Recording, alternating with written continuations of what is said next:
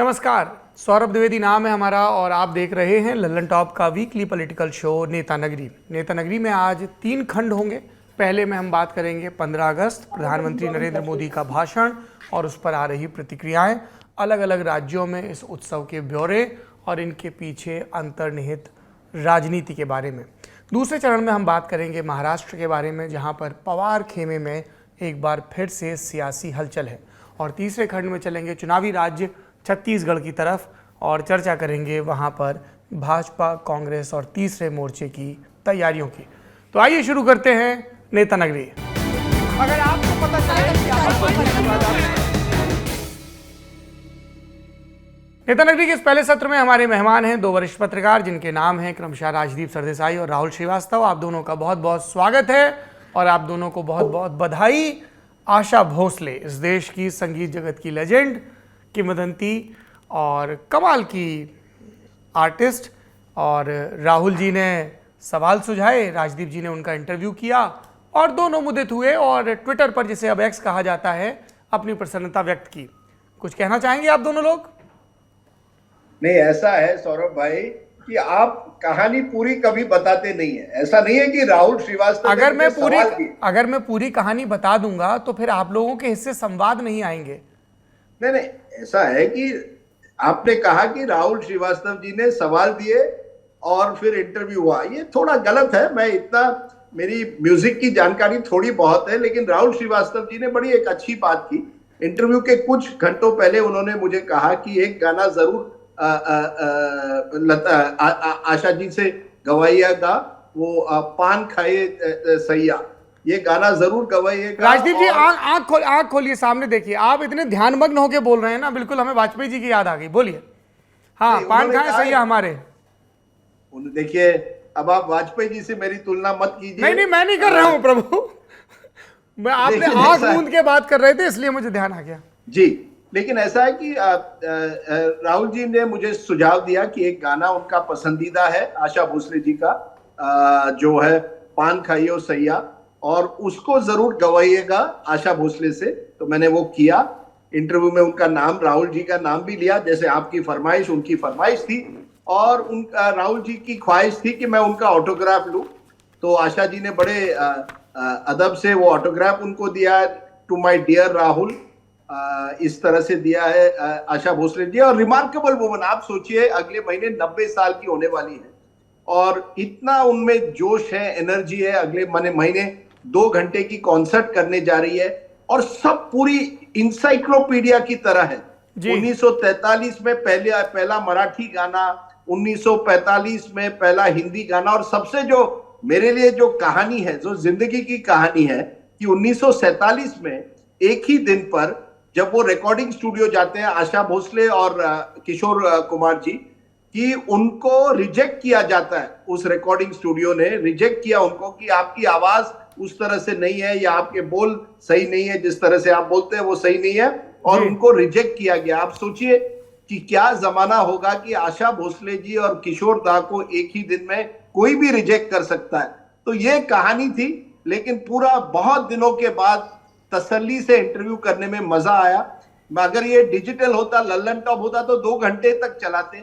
TV में problem यह है कि समय की एक सीमा होती है, इसलिए वो 48-50 मिनट का ही इंटरव्यू था। लेकिन मैं चाहता हूं कि एक दिन आप भी उन्हें इंटरव्यू करें और उनकी जिंदगी की जो एक रिमार्केबल लाइफ स्टोरी है वो जनता के सामने लाएं। ऐसा ही होगा, ऐसा हमारा संकल्प है। जी राहुल जी। सौरभ जी, राजदीप जी ने एक बेहतरीन इंटरव्यू किया।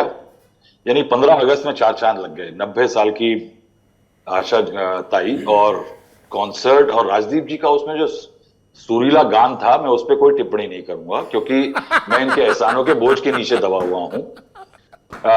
एक तो उन्होंने इंटरव्यू करके लाए और दूसरा साहब इन्होंने मुझे ऑटोग्राफ भी दिलवाए। और जो उन्होंने मेंशन किया, क्या है, वो गाना मेरे लिए इसलिए स्पेशल है क्योंकि एक तो वो फिल्म है तीसरी कसम, और शैलेंद्र साहब की वो सबसे उत्कृष्ट क्रिएशंस में से एक है। बिल्कुल। और उस फिल्म के कारण वो बर्बाद भी हो गए, इनफैक्ट फाइनेंशियली।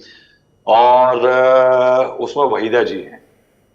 ये गाना वहीदा जी पे फिल्माया गया, आशा जी ने गाया, और जो भाव भंगिमा है, वहीदा जी ने उस गाने को जिस तरह से दर्शाया है वो मेरे ख्याल से अपने आप में अनूठा है।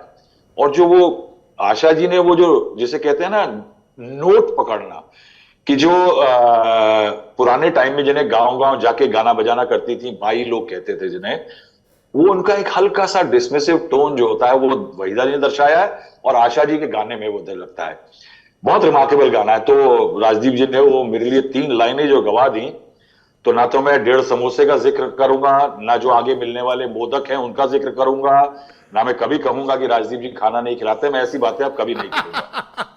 नहीं, उस इंटरव्यू में एक ही कमी थी कि बीच बीच में मैं अपनी आवाज में उस गाने के बोल आशा ताई के सामने रखता था। ये मेरी गलती हुई, मैं नहीं, गलती नहीं थी राजदीप, उससे आशा जी की आवाज और अच्छी लग रही थी। नहीं, उसमें एक आशा जी का फेवरेट गाना मेरे लिए जो फेवरेट है मेरे प्लेलिस्ट में, यही वो जगह है यही वो फिजाएं, बहुत सुंदर गाना है साहब। वो गाना जो ओपी नैयर की म्यूजिक का है वो मैं भूल गया उनको पूछने के लिए। लेकिन कई गाने हैं, दीवाना हुआ, बादल उन्होंने एक तरह से जो डुएट था वो उन्होंने गाया, चुरा लिया एक है। चीज है जो राजदीप नहीं बता रहे हैं दर्शकों को, मैं सूचित कर देता हूं क्योंकि मेरी वफादारी आपके प्रति है। वो ये है कि अब राजदीप ने ये कसम खाई है, ये सौगंध ली है उन्होंने माहिम क्रीक पर और दरिया के किनारे, कि आगे से जब वो किसी गीतकार संगीतकार का इंटरव्यू करेंगे तो साथ में नहीं गुनगुनाएंगे। बिल्कुल बिल्कुल सही, बिल्कुल सही। ये और जब भी उनका गाना गाने का मन करेगा तो वो नेता नगरी में गा लेंगे। नहीं, लेकिन क्या होता है ना, कभी कभी जो संगीत जो इस तरह के गायक होते हैं उनको अच्छा लगता है कि आप उनके गाने के बोल एक तरह से बाथरूम सिंगर भी उनके सामने रख रहे हैं। ये हिम्मत की बात है कि आशा भोसले जी के बहुत सामने साहस चाहिए। और दर्शक हमेशा याद रखें कि हर तानसेन को बहुत सारे कानसेनों की जरूरत होती है, अच्छा सुनने वालों की जरूरत होती है। किसी रोज आप उठें और दिन में दाखिल हों उसके पहले आप राग पीलू में गुलाम अली को सुने, या आप मियाँ की तोड़ी में पंडित भीमसेन जोशी को सुने, और उसके बाद जब आप दाखिल होंगे तो आपको लगेगा कि आप आह्लाद के परों पर सवार हैं और आपके स्वर उस दिन में कुछ ज़्यादा उजले हैं। इसी के साथ अब राजनीतिक चर्चा को शुरू करते हैं और सबसे पहले राहुल श्रीवास्तव जी के पास चलते हैं। प्रधानमंत्री नरेंद्र मोदी का 15 अगस्त को लाल किले की प्राचीर से दिया गया भाषण, उसमें उठाए गए बिंदु और विपक्ष की उस पर आई प्रतिक्रियाएं। राहुल श्रीवास्तव जी। सौरभ देखिए, पहला ये कि ये जो लाल किले का भाषण होता है, ये इसको लोग बहुत अलग अलग नजरों से देखते हैं। कुछ प्रधानमंत्रियों ने उसको एक अपनी रिपोर्ट कार्ड प्रेजेंटेशन के यूज किया। अगर मनमोहन सिंह जी की बात करें तो बड़ी इंटरेस्टिंग चीज ये है कि मनमोहन सिंह जी जो थे वो हिंदी नहीं पढ़ पाते थे, तो उनकी लिपि दूसरी होती थी, स्क्रिप्ट जो उनकी हिंदी में होती थी, पढ़ते थे। और एक बार ऐसा हुआ कि हम लोग नीचे खड़े होकर कवर करते थे, तो जब वो खत्म हो जाते थे, प्रधानमंत्री चले जाते थे, तो हम दौड़ के प्राचीर पे चले जाते थे अपना वो एक पीस टू कैमरा करने के लिए कि हमारे ठीक पीछे से प्रधानमंत्री ने बोला। तो वहां पे उनकी स्पीच पड़ी रह गई थी। तो क्या है कि वो बाद में पहुंचा दी गई वापस एसपीजी वालों को देख करके। लेकिन बहरहाल क्या है कि मनमोहन सिंह जैसे प्रधानमंत्री, अगर उनको आप हाल में देखें तो मनमोहन सिंह अपनी रिपोर्ट कार्ड प्रेजेंट करते थे। अटल बिहारी वाजपेयी बोलते अच्छा थे, मगर उनके साथ ऐसा भी हुआ कि एक बार वो स्वास्थ्य के कारण जूता भूल गए। अटल बिहारी वाजपेयी की स्पीचेस पॉलिटिकल होती थी, यानी जनमानस को अच्छी लगती थी सुनने में। इंदिरा गांधी ने जिस तरह से जय हिंद बोलना शुरू किया, वो अपने आप में एक वो बना।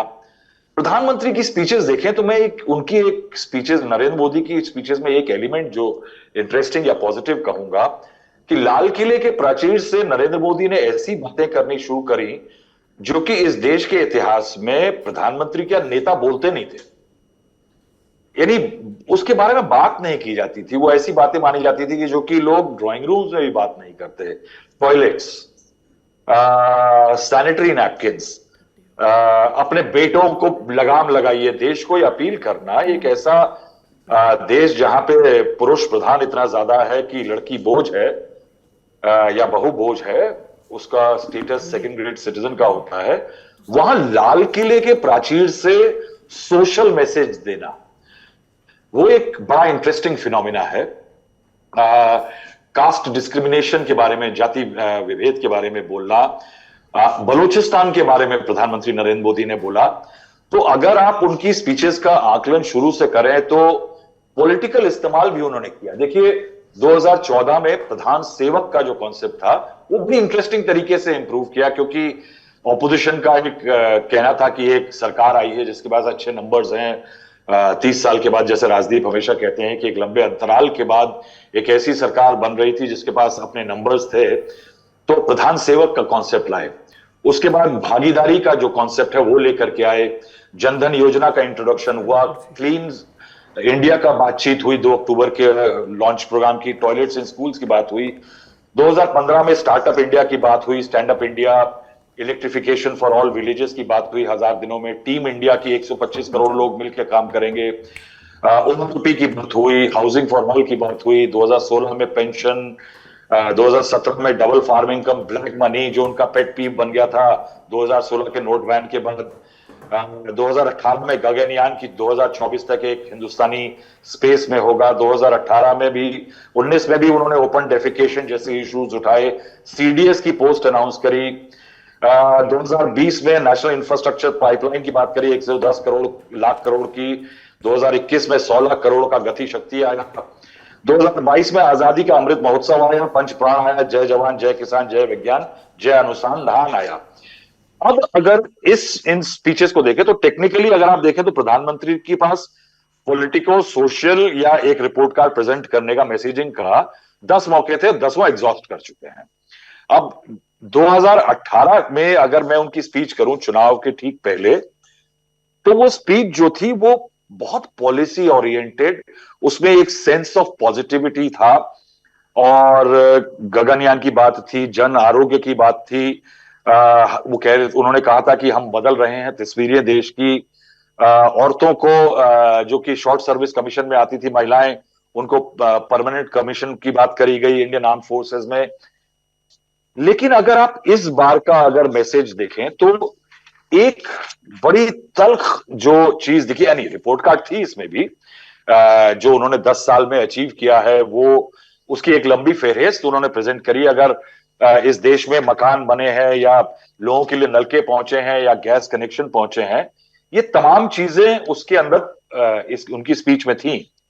लेकिन एक जो एलिमेंट था वो एक डिवीजन उन्होंने बड़ा इंटरेस्टिंग किया इस स्पीच में, मैंने देखा एक फ्रीडम स्ट्रगल का और एक अमृतकाल का जो इस समय का है, और उसमें उन्होंने एक बड़ी इंटरेस्टिंग एलिमेंट पिरोया कि ये पीरियड जो आज आप जिसमें जी रहे हैं, ये पीरियड खोया जा सकता है अगर नरेंद्र मोदी नहीं आते हैं वापस 2024 के अंदर। वो एक लिंकेज था।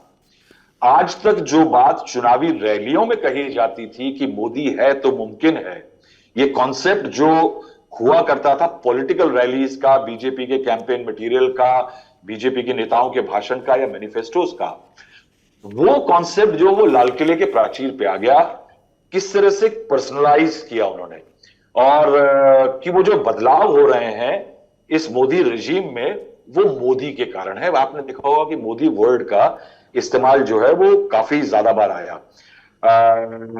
अगर हम देखें तो परिवार जन एक टेम्पलेट बना, 48 बार परिवार जन बोला प्रधानमंत्री ने।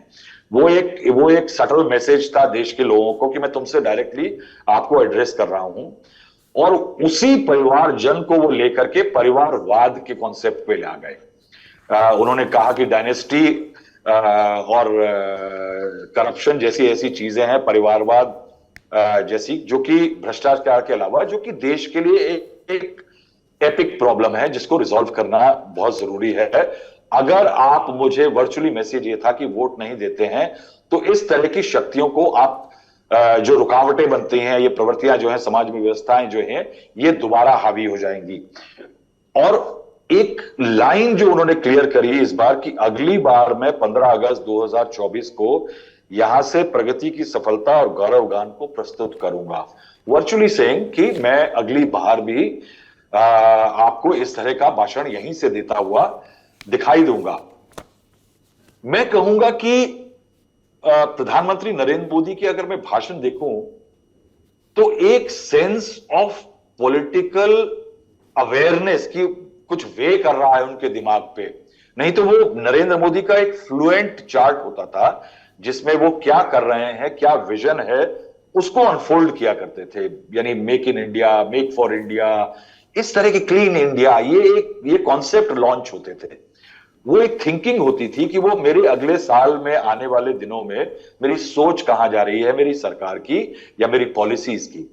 लेकिन इस बार एक बड़ा कंपोनेंट जो है वो इस चीज पे गया कि वो प्रधानमंत्री ये जो आने वाली पॉलिटिक्स है उसको एड्रेस करते हुए ज्यादा दिखाई दिए। क्योंकि अगर आप उनकी पास्ट की हाल की स्पीचेस में चले जाएं तो तमाम जगह पे आप देखेंगे कि विपक्ष जो उनके खिलाफ खड़ा हुआ है, खासकर जो इंडिया कोalition है, उसके अंदर डायनेस्टी, करप्शन, ये दो एलिमेंट जो है वो बड़े प्रिडोमिनेंटली प्रिवेल करते हैं उनके पूरे नैरेटिव में, हर जगह पे।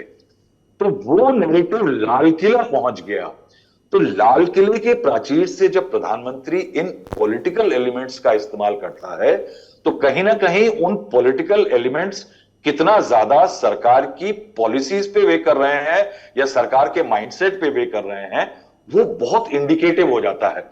और इसलिए मैं ये कहूंगा कि कहीं ना कहीं वो जो 10 साल का एक फटीग फैक्टर और तमाम चीजें आ जाती हैं जिसके कारण एक सरकार और पार्टी संशय में आती है, मेरे को लगता है कि वो इस स्पीच में जो ये पॉलिटिकल एलिमेंट आया था इसके जरिए था। अब उसके अलावा मैं आपको बताऊं, देखिए इस स्पीच के अंदर उज्ज्वला योजना के बारे में बहुत कम बात हुई। इस स्पीच के अंदर अगर प्रधानमंत्री की आप स्पीच देखें तो उसके अंदर जो कॉन्सेप्ट तमाम हुआ करते थे, एलपीजी का जो कॉन्सेप्ट था वो कम आ गया। अगर आप देखें नॉर्थ ईस्ट पे 2018 का भाषण देखें 2019 के चुनाव से आने के पहले, तो north east was a success story जिसमें नरेंद्र मोदी ने बहुत जम करके बोला था। उन्होंने कहा था कि एक समय पे नॉर्थ ईस्ट में बम धमकों की खबरें आती थी, रोज इंसर्जेंसी होती थी।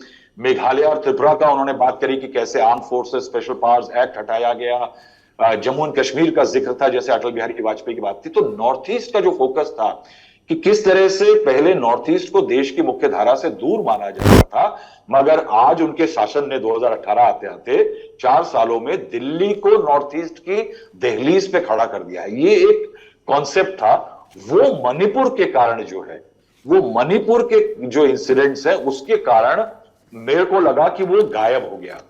उसके बाद अगर आप देखें तो उज्ज्वला में जो एलपीजी की कीमतें चल रही हैं और उज्ज्वला में सस्पेंडेड है, 1200 रुपए का अगर सिलेंडर मिल रहा है, उसके कारण से आप सोचिए कि वो एलिमेंट जो है वो दब गया। जो बड़ा फोकस हुआ करता था टैक्सेस का, जीएसटी का, एक पॉलिसी मैस्कुलिनिटी थी, एक मस्कुलर पॉलिसी का जो एक वो होता था, वो एलिमेंट थोड़ा सा इस बार मुझे लगा कि क्षीण हो रहा है। हालांकि उसमें पॉलिटिकल एलिमेंट उन्होंने डाले, विश्वकर्मा पॉलिसी के बारे में, अर्बन पुअर के लिए घरों के बारे में कुछ विजन एलिमेंट्स थे। लेकिन मैं ये कहूंगा कि प्रधानमंत्री नरेंद्र मोदी की ये पहली स्पीच रही होगी जिसमें मैं देख रहा हूं कि political element, a sense of worry about the politics and political opponent.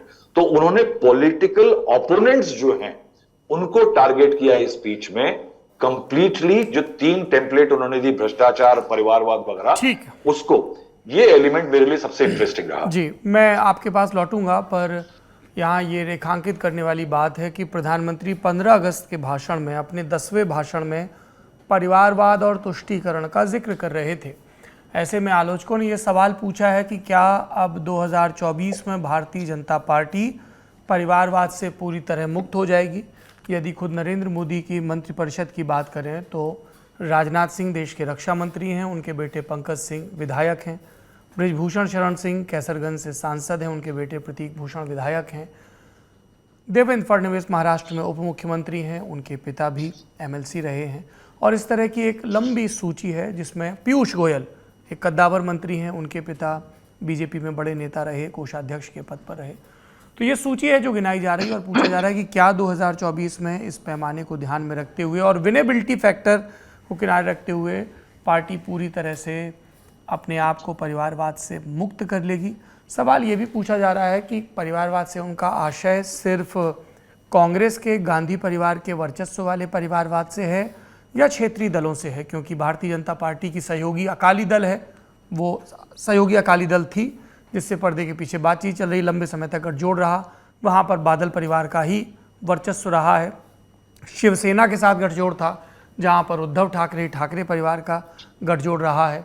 Pawar से बात हो रही है, अजीत पवार उनके सहयोगी बनकर आए हैं, वो भी परिवारवाद की राजनीति की उपज हैं। अगर डीएमके से कभी भविष्य में गठजोड़ होता है, पहले भी हुआ है अटल बिहारी वाजपेयी के ज़माने में, तो इस परिवारवाद का कहाँ तक विस्तार किया जाए और नेपोटिज्म को इसमें शामिल किया जाए क्या, ये हमने मुंबई की सिनेमा इंडस्ट्री में सुना है, क्रिकेट प्रशासन में भी सुना है कि इस नेपोटिज्म पर बात होती है। तो इन सब पर चर्चा हो रही है। विपक्षियों ने अपने अपने ढंग से प्रधानमंत्री नरेंद्र मोदी के भाषण पर निशाना साधा। कांग्रेस के अध्यक्ष खड़गे गए ही नहीं, उन्होंने उनकी कुर्सी खाली थी। उन्होंने कहा कि प्रोटोकॉल इतना ज़्यादा है कि प्रधानमंत्री बोल रहे हो तब आप निकल नहीं सकते, जब तक वो निकल ना जाए तब तक नहीं निकल सकते, और मुझे कांग्रेस मुख्यालय पर भी ध्वजारोहण करना था। एक बात ये आई, मणिपुर के कांग्रेस प्रभारी ने कहा कि प्रधानमंत्री मणिपुर में शांति की बात कर रहे हैं, अगर इतनी शांति है और उनमें साहस है तो वो यहाँ आकर इम्फाल में झंडा क्यों नहीं फहराते हैं। तो इस तरीके के आरोप प्रत्यारोप हुए। शरद पवार ने भी कहा प्रधानमंत्री के भाषण पर टिप्पणी करते हुए कि ये कह रहे थे लाल किले पे कि मैं पुनः आऊँगा। कुछ समय पहले देवेंद्र फडणवीस ने भी कहा था, वो वापस आए भी, पर एक सीट नीचे आए, तो प्रधानमंत्री किस सीट पर आएंगे आप लोग कल्पना कर सकते हैं। राजदीप जी, प्रधानमंत्री के भाषण पर हमने बात की, उस भाषण में एक जो मनोवैज्ञानिक बढ़त की बात होती है, मुझे धोनी फिल्म का सीन याद आ रहा है जिसमें द वे युवराज सिंह वॉक्स, जिस तरह से वो चलता है, तो महेंद्र सिंह धोनी का किरदार कहता है कि आधा मैच तो हम तभी हार गए थे। ऑस्ट्रेलिया के प्लेयर जब मैदान पर आते हैं तब भी यही बात कही जाती है कि उनकी बॉडी लैंग्वेज से कॉन्फिडेंस झलकता है। अविश्वास प्रस्ताव पर चर्चा के दौरान विपक्ष को चुनौती और शुभकामनाएं देना कि 2028 में आप लोग फिर से प्रयास करिए, और फिर 15 अगस्त 2023 को लाल किले की प्राचीर से ये कहना कि अगले साल मैं फिर आऊँगा और देश की तरक्की के बारे में आपसे बात करूँगा। क्या ये मनोवैज्ञानिक बढ़त के दायरे में आएगा? और मैं आप दोनों से ये सवाल अभी राजदीप जी बताएं और उसके बाद राहुल श्रीवास्तव जी बताएं, क्या आप कभी प्रधानमंत्रियों के भाषण लेखकों से मिले हैं? किस तरीके का ब्रीफ रहता है, क्या प्रायोरिटीज़ रहती हैं? अलग अलग मंत्रालय के अचीवमेंट्स बुलाए जाते हैं, फिर कहाँ पे कौन सा श्लोक होगा, कौन सा शेर होगा, कौन सा जुमला होगा, कैसे बनती है प्रधानमंत्री की इतनी महत्वपूर्ण स्पीच? अगर दो सबसे महत्वपूर्ण स्पीच की बात करें तो एक तो 15 अगस्त की स्पीच, जब वो पूरे देश को संबोधित कर रहे होते हैं प्रधानमंत्री के तौर पर और सबकी नज़र होती है अपने अपने स्क्रीन पर या उस दृश्य पर, और दूसरा जब कभी वो संसद में अविश्वास प्रस्ताव पर बोलते हैं, जो कि 5 साल में अब तक एक बार हुआ है उनके दोनों कार्यकाल में। तो परिवारवाद का इल्ज़ाम 1, पीएम के स्पीच राइटर्स 2, 2024 का वॉर क्राई 3 और उस पर विपक्ष के हमले 4। राजदीप सरदेसाई, स्पीच राइटर्स पर बाद में आएंगे। ओके। पहले बात करते हैं प्रधानमंत्री के इस भाषण का। 10 पॉइंट बड़े संक्षिप्त में मैं कहूंगा। एक जो आप ही के पॉइंट से मैं आगे लूंगा, बॉडी लैंग्वेज। देखिए, ये प्रधानमंत्री नरेंद्र मोदी कोई मामूली पॉलिटिशियन नहीं है, एवरीडे पॉलिटिशियन नहीं है, रेगुलर पॉलिटिशियन नहीं है। वो अपने आप को एक तरह से एक ऑरेटर, डेमोगॉग की तरह लोगों के सामने लगते हैं, कम्युनिकेटर नंबर 1 की तरह लोगों के सामने जाते हैं, जैसे एक फील गुड गुरु हो।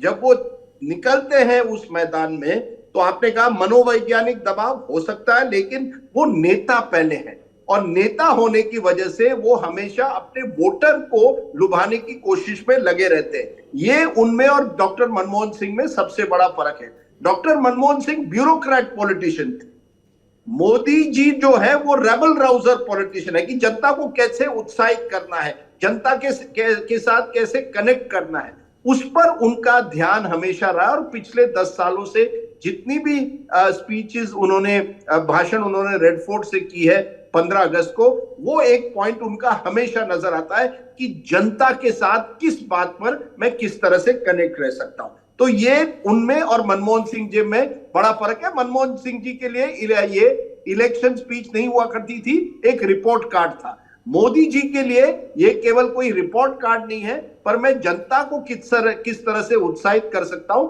ये उनके लिए बड़ा उनका एक गोल होता है। नंबर 2, अगर आप देखें 10 भाषण हुए, ये उनका मुझे लगता है सबसे ज्यादातर आप कह सकते हैं चुनावी भाषण था। 2018 में भी जब भाषण किया, 2019 में चुनाव होने थे, लेकिन जिस तरह से इस बार उन्होंने वोटर को केवल एक आंख नहीं, दोनों आंखों से देखा कि मुझे वोटर को लुभाना है, 2018 में कई चीजें उन्होंने उस भाषण में भी की, ट्रिपल तलाक की बात थी, अलग अलग की ओपन डेफिकेशन की बात थी, अलग अलग योजनाओं की बात थी, लेकिन वोटर को किस तरह से लुभाना है वो इस स्पीच में दिखाई दिया। और मैं इसका प्रमाण आपको वर्ड काउंट देता हूं।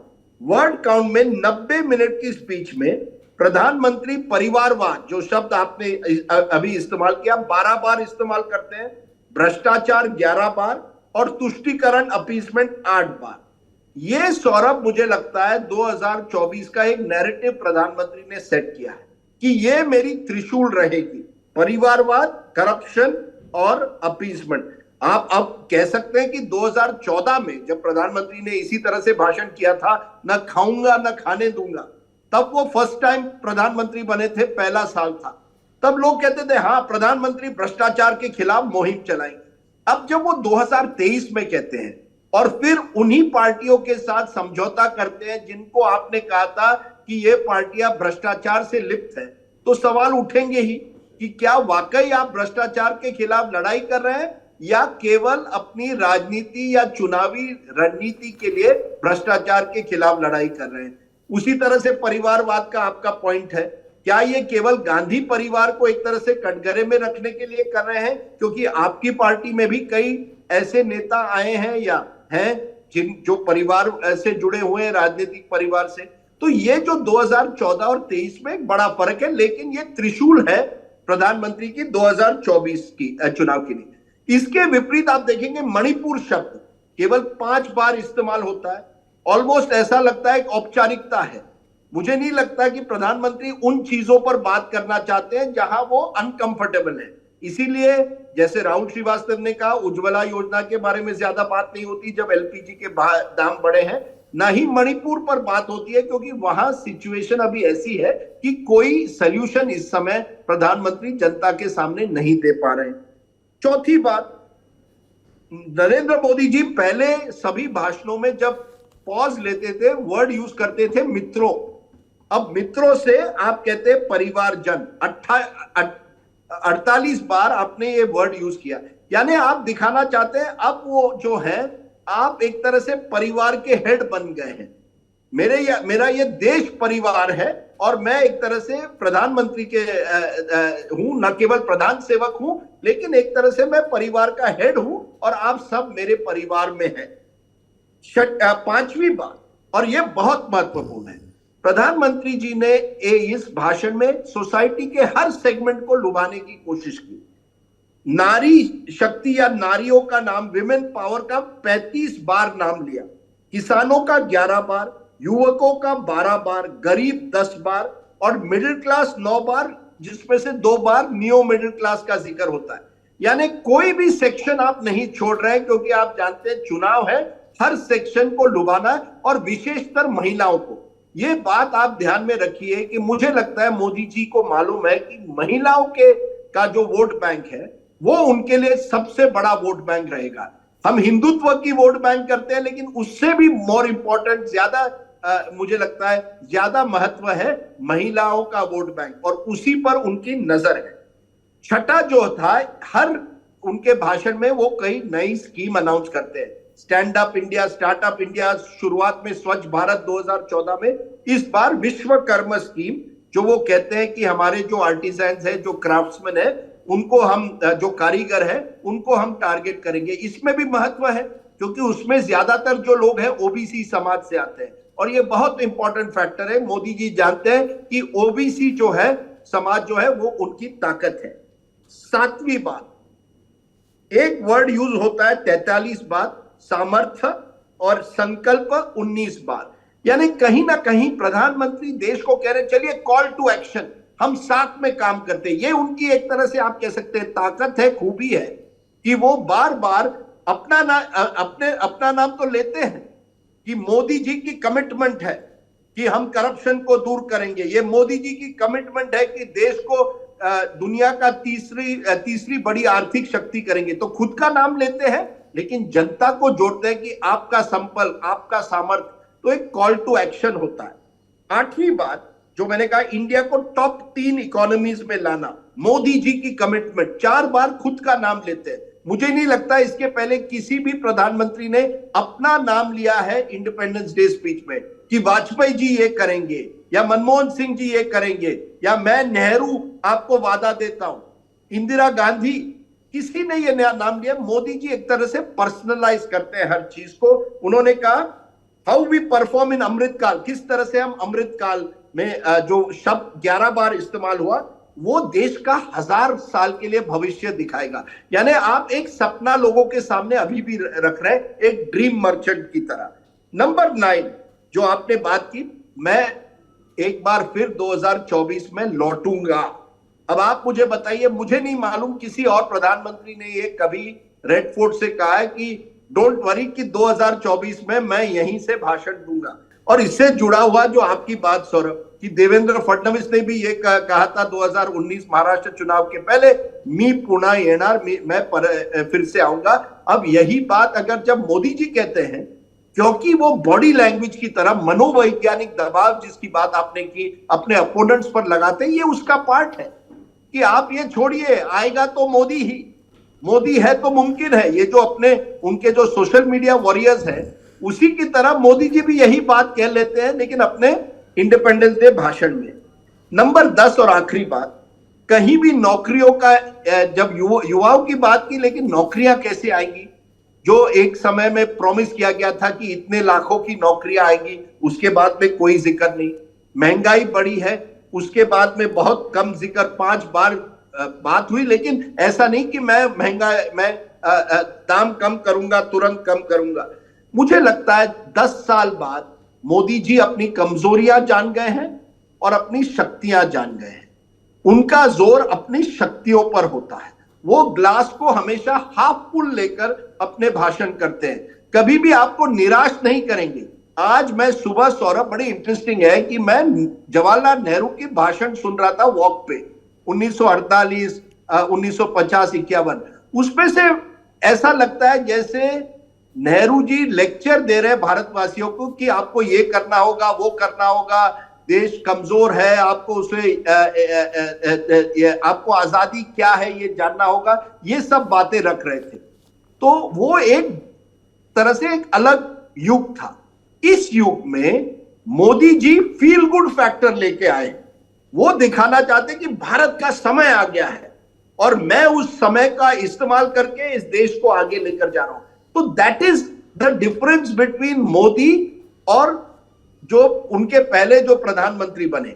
उनको मैं नहीं समझता वो देश को इस तरह से एक फील गुड गुरु की तरह लोगों के सामने अपनी पर्सनालिटी को आगे रखना चाहते थे। नेहरू जी फ्रीडम मूवमेंट से आए थे, तो उनका एक अलग तरीके का कनेक्ट था। इंदिरा गांधी 71 की लड़ाई के बाद उनका एक अलग कनेक्ट था। राजीव गांधी एक युवा नेता थे, उनका एक अलग कनेक्ट था। नरसिम्हा राव, मनमोहन सिंह वर नॉट, वो कोई बड़े स्पीचेस देने वाले व्यक्ति नहीं थे, उनका भाषण देने की शैली अलग थी। Modi ji boss is a feel good guru, और वो फील गुड फैक्टर लेके जो कनेक्ट करने की कोशिश करते हैं, ये उनकी ताकत है, लेकिन ये उनकी कमजोरी भी है, क्योंकि जो देश में जो चीजें हो रही है जो अच्छी नहीं है या जो सफलता ये नहीं ला पा रहे हैं, मणिपुर हो या फिर नौकरियां हो, उन पर वो बिल्कुल जोर नहीं देते। तो इट्स अ वेरी इंटरेस्टिंग जिस तरह से वो स्पीचेस करते हैं, लेकिन मैंने कभी किसी और प्रधानमंत्री को इस तरह से ऑलमोस्ट इलेक्शन स्पीच करते हुए नहीं देखा। वहां रेड फोर्ट को आप इंडिपेंडेंस डे स्पीच नहीं था, this was the start of 2024 election campaign. शुक्रिया राजदीप जी। अब वो सवाल जो मैंने आप दोनों से ही पूछा, आपके तजुर्बे को ध्यान में रखते हुए, पीएम के स्पीच राइटर्स और वो पूरी मैकेनिज्म, राहुल जी। देखिए सौरभ, ये नहीं कहा जा सकता कि कोई एक आदमी पीएम की स्पीच लिख रहा है। ये एक बहुत बड़ा ये मेरा सवाल भी नहीं है कि कोई एक व्यक्ति लिख रहा है। मैं उस पूरी प्रक्रिया को जानना चाह रहा हूँ कि जब इस तरीके के हिस्टोरिक मौकों पर ये बड़े पॉलिटिशियंस, मतलब नेहरू जी के बारे में ये कहा जाता था कि उनकी पूरी स्पीच उन्हीं की लिखी होती थी, क्योंकि वो विश्व साहित्य में, विश्व दर्शन में, विश्व इतिहास में उनकी अच्छी खासी दखल थी। उनकी किताबें अगर आप पढ़ें तो समझ में आता है कि किस तरीके का प्रभुत्व था उनका भाषा के ऊपर, ज्ञान के ऊपर। पर अटल बिहारी वाजपेयी जी के बारे में भी यही कहा जाता था कि जब वो अपने मन से बोलते थे क्या कमाल बोलते थे, लेकिन प्रधानमंत्री के तौर पर पूरा पीएमओ जुटता था उस तैयारी के लिए, क्योंकि आपको वहाँ सिर्फ एक भाषण नहीं देना है, अपनी पूरी रूपरेखा कार्य योजनाएं बतानी है। तो इसलिए मैं ये जानना चाह रहा हूँ कि आप लोगों ने इतने प्रधानमंत्री देखे हैं, मतलब वीपी चंद्रशेखर जी ने तो स्पीच नहीं दी थी प्रधानमंत्री के तौर पे 15 अगस्त को, वीपी सिंह जी, नरसिम्हा राव जी, गुजराल जी, देवेगौड़ा जी, अटल जी, मनमोहन जी और अब मोदी जी। तो क्या देख के समझ में आता है किस तरीके की प्रक्रिया रहती है? देखिए सौरभ, अटल बिहारी वाजपेयी की एक बड़ी इंटरेस्टिंग चीज जो मुझे हमेशा लगी, that Vajpayee was brilliant reading extempore, speaking extempore. और जब भी उनको रिटर्न टेक्स्ट मिलता था, Vajpayee ji was not the same. वो अटल बिहारी वाजपेयी नहीं रहते थे। रिटर्न टेक्स्ट से अटल बिहारी वाजपेयी जी को बहुत डिस्कंफर्ट था। मुझे इनफैक्ट एक बार याद है कि लखनऊ में एक प्रेस कॉन्फ्रेंस में ब्रीफिंग होनी थी अटल बिहारी वाजपेयी जी की, और उस ब्रीफिंग में प्रमोद महाजन भी लखनऊ आए हुए थे, और वो एक लंबा चौड़ा फेहरिस्त जो है क्या क्या हुआ है, क्या साइंस सेंटर बनने वाला है, गोमती का तट बनने वाला है, तमाम चीजें थी। तो अटल बिहारी वाजपेयी ने वो स्पीच साइड में उठा के रख दी थी, और बाद में जब प्रमोद जी ने उनसे पूछा था तो ये बात हुई थी कि ये जो पढ़ना है ना, ये मेरा काम नहीं है। यानी अटल बिहारी वाजपेयी का एक तरह से कहना था कि I am a big picture man, मैं बड़ी पिक्चर देखता हूं। ये जो माइन्यूट गिनाना है ना, गिनती कि मैं ये करा रहा हूं, ये करूंगा, ये नहीं हो पाया, या इसने ये नहीं किया, मैंने ये किया, वो अटल बिहारी वाजपेयी जो है उसको पसंद नहीं करते थे। खासकर इसलिए कि वो एक आदमी जब इतना अच्छा वक्ता होता है एक्सटेम्पोर, तो उसको रिटर्न टेक्स्ट में किसी देख करके कहीं शायद अगर खुद 100% ना लिखी हो तो उसको सेंस ऑफ कंफर्ट नहीं आता है। अगर आप देखिएगा कि अगर आप कोई चीज खुद लिखें और उसको पढ़ें तो एक सेंस ऑफ कंफर्ट आएगा आपको, आराम से आप धड़धड़ाते हुए पढ़ जाएंगे। लेकिन अगर किसी और ने उसमें इनपुट्स डाले हैं तो आप कहीं ना कहीं उसमें अटकेंगे। स्पीचेस जो प्रधानमंत्री की होती हैं सौरभ, वो कहीं ना कहीं वाइड डिग्री ऑफ इनपुट आता है। हर एक मिनिस्ट्री से काम लिए जाते हैं, इनपुट्स लिए जाते हैं, पॉलिटिकल इनपुट्स लिए जाते हैं पॉलिटिकल पार्टी से। बीजेपी में खासकर ये है। मनमोहन सिंह की स्पीच बिल्कुल सपाट होती थी, यानी उसमें कोई शक शुबा शंका नहीं थी कि वो एक रिपोर्ट कार्ड है पिछले 1 साल की, जो कि मनमोहन सिंह पढ़ते थे। एक सेंस ऑफ मनमोहन सिंह के साथ यह था कि वो एक सेंस ऑफ डिस्कंफर्ट था। वो एक पब्लिक ऑरेटरी, थोड़ा सा शाई किस्म का उनका व्यक्तित्व, बहुत ज्यादा लाइमलाइट, और ऐसा एक इवेंट सौरभ जो कि पूरे दुनिया देख रही है, 120-25 करोड़ का देश जिसको देख रहा है। You are the epicentre for 125 crore people of the country. वहां मनमोहन सिंह का एक सेंस ऑफ डिस्कंफर्ट था, और वहां पे इसीलिए कई बार मनमोहन सिंह की स्पीच में वो फ्लुएंसी नहीं आ पाती थी जो कि स्पीचेस में आती है। नरेंद्र मोदी एक बिल्कुल डिफरेंट बॉल गेम है। मुझे जो मालूम है, मल्टीपल लेवल से इनपुट्स आते हैं, मल्टीपल लेवल से इनपुट्स आते हैं, पॉलिटिकल होते हैं, और कई बार पीएम की स्पीचेस से पहले जैसे कहा जाता है ना कि एक तरह के टेस्टिंग बैलून फायर किए जाते हैं सिस्टम के अंदर, सोशल मीडिया प्लेटफॉर्म्स में और तमाम जगह पे, कि पब्लिक में कंजम्पशन किस चीज का है। उसके बाद जो पॉलिटिकल रियलिटीज हैं उनकी ब्लेंडिंग होती है एडमिनिस्ट्रेटिव एलिमेंट से। और इसीलिए अगर आप प्रधानमंत्री की इस बार की बातचीत अगर देखें या पिछली को भी कंपेयर करें, तो एक सेंस बड़ी क्लियर उभरती है कि एक डिवाइडिंग लाइन, जैसे आफ्टर क्राइस्ट और बिफोर क्राइस्ट का एक मामला होता है, वैसे ही बिफोर मोदी आफ्टर मोदी का मामला बनाया जाता है। एक कांस्टेंट नैरेटिव होता है कि आप कहां पहुंचे थे। अगर आप स्पीच में, मैं एक आपको इंटरेस्टिंग चीज बताता हूं कि बाद का जो सेकंड पार्ट जो जिसमें वो 3 त्रिशूल जो राजदीप कह रहे हैं उस पर आए थे, उसकी एसेंस देखिए। वो अटैक कर रहे हैं उस एक कोalition को जिसकी लगभग हर पार्टी में वंशानुगत ट्रांसफर है पावर का, यानी डायनेस्टिक वो है कि ट्रांजिशन है कि माता से बेटे से बेटे को या फादर से बेटे को, इस तरह का एक ट्रांजिशन हो रहा है। हर एक में के खिलाफ करप्शन के चार्जेस हैं, उनमें से contributed by the central government की ईडी सीबीआई उन्होंने ही लगाए हैं, और उसके बाद अपीसमेंट का इशू बीजेपी का पुराना रहा है। तो उस कोalition को अटैक है, लेकिन उसके बाद आप देखिए बड़ी इंटरेस्टिंग चीज है कि वो जब बोलते हैं मोदी का कमिटमेंट है, उससे पहले वो बोलते हैं ये मोदी है, ये मोदी की गारंटी है। ये मोदी एलिमेंट जो है उसको देखिए, वो बीच में स्पीच में कहा लाते हैं कि वो इंडिकेट करते हैं कि पहले इंस्टेबिलिटी होती थी। उन्होंने ये लाइन बोली कि इंस्टेबिलिटी नहीं थी इसलिए मैं रिफॉर्म कर पाया, इसलिए मैं फला काम करवाया। जो फेहरिस्त गिनाई, ये काम इसलिए हो कि अनस्टेबल सरकार नहीं थी। तो उन्होंने ये आशय बनाया कि परिवारवाद, तुष्टीकरण और भ्रष्टाचार से लिपटी हुई ये जो ऑपोजिशन की पार्टीज हैं, अगर आप इनको वोट करेंगे तो एक पॉलिटिकल इंस्टेबिलिटी भी आ सकती है। यानी मुझे वोट करिए और इस तरह वोट करिए कि मैं माइनॉरिटी में ना हूं या मुझे तोड़ जोड़ की जरूरत ना पड़े, एक स्टेबल गवर्नमेंट को वोट करिए। तो उस अपील की लेयरिंग लेवल देखिए। और इसमें मैं ये कहूंगा कि जो फाइनल इनपुटिंग होती है इस स्पीच की, वो 2 दिन पहले अपेरेंटली प्रधानमंत्री ने की थी।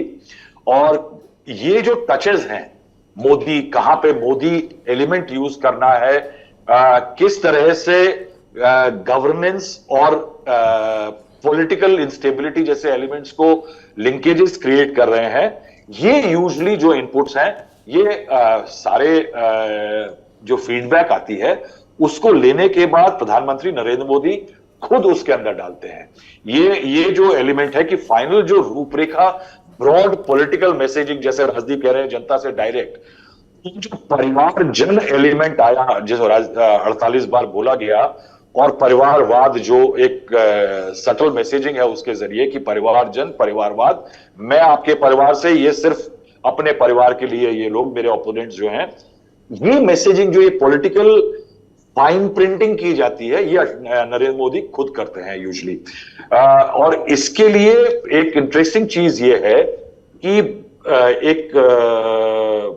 एक तरह का एक पूल है, और वो पूल एक अलग अलग तरह के इनपुट्स जो है वो प्रधानमंत्री तक पहुंचा देता है कि कहां पे किस तरह के, इसमें आईटी सेल जैसे लोग भी बहुत अच्छा काम करते हैं सरकार के लिए। लेकिन इस स्पीच में भी मैं ये कहूंगा फिर से कि कहीं ना कहीं इस बार जो पॉलिटिकल कंपोनेंट आया, इसका मतलब है कहीं ना कहीं बीजेपी को ये फीडबैक मिल गई है कि कहीं ना कुछ कमजोरी आई है।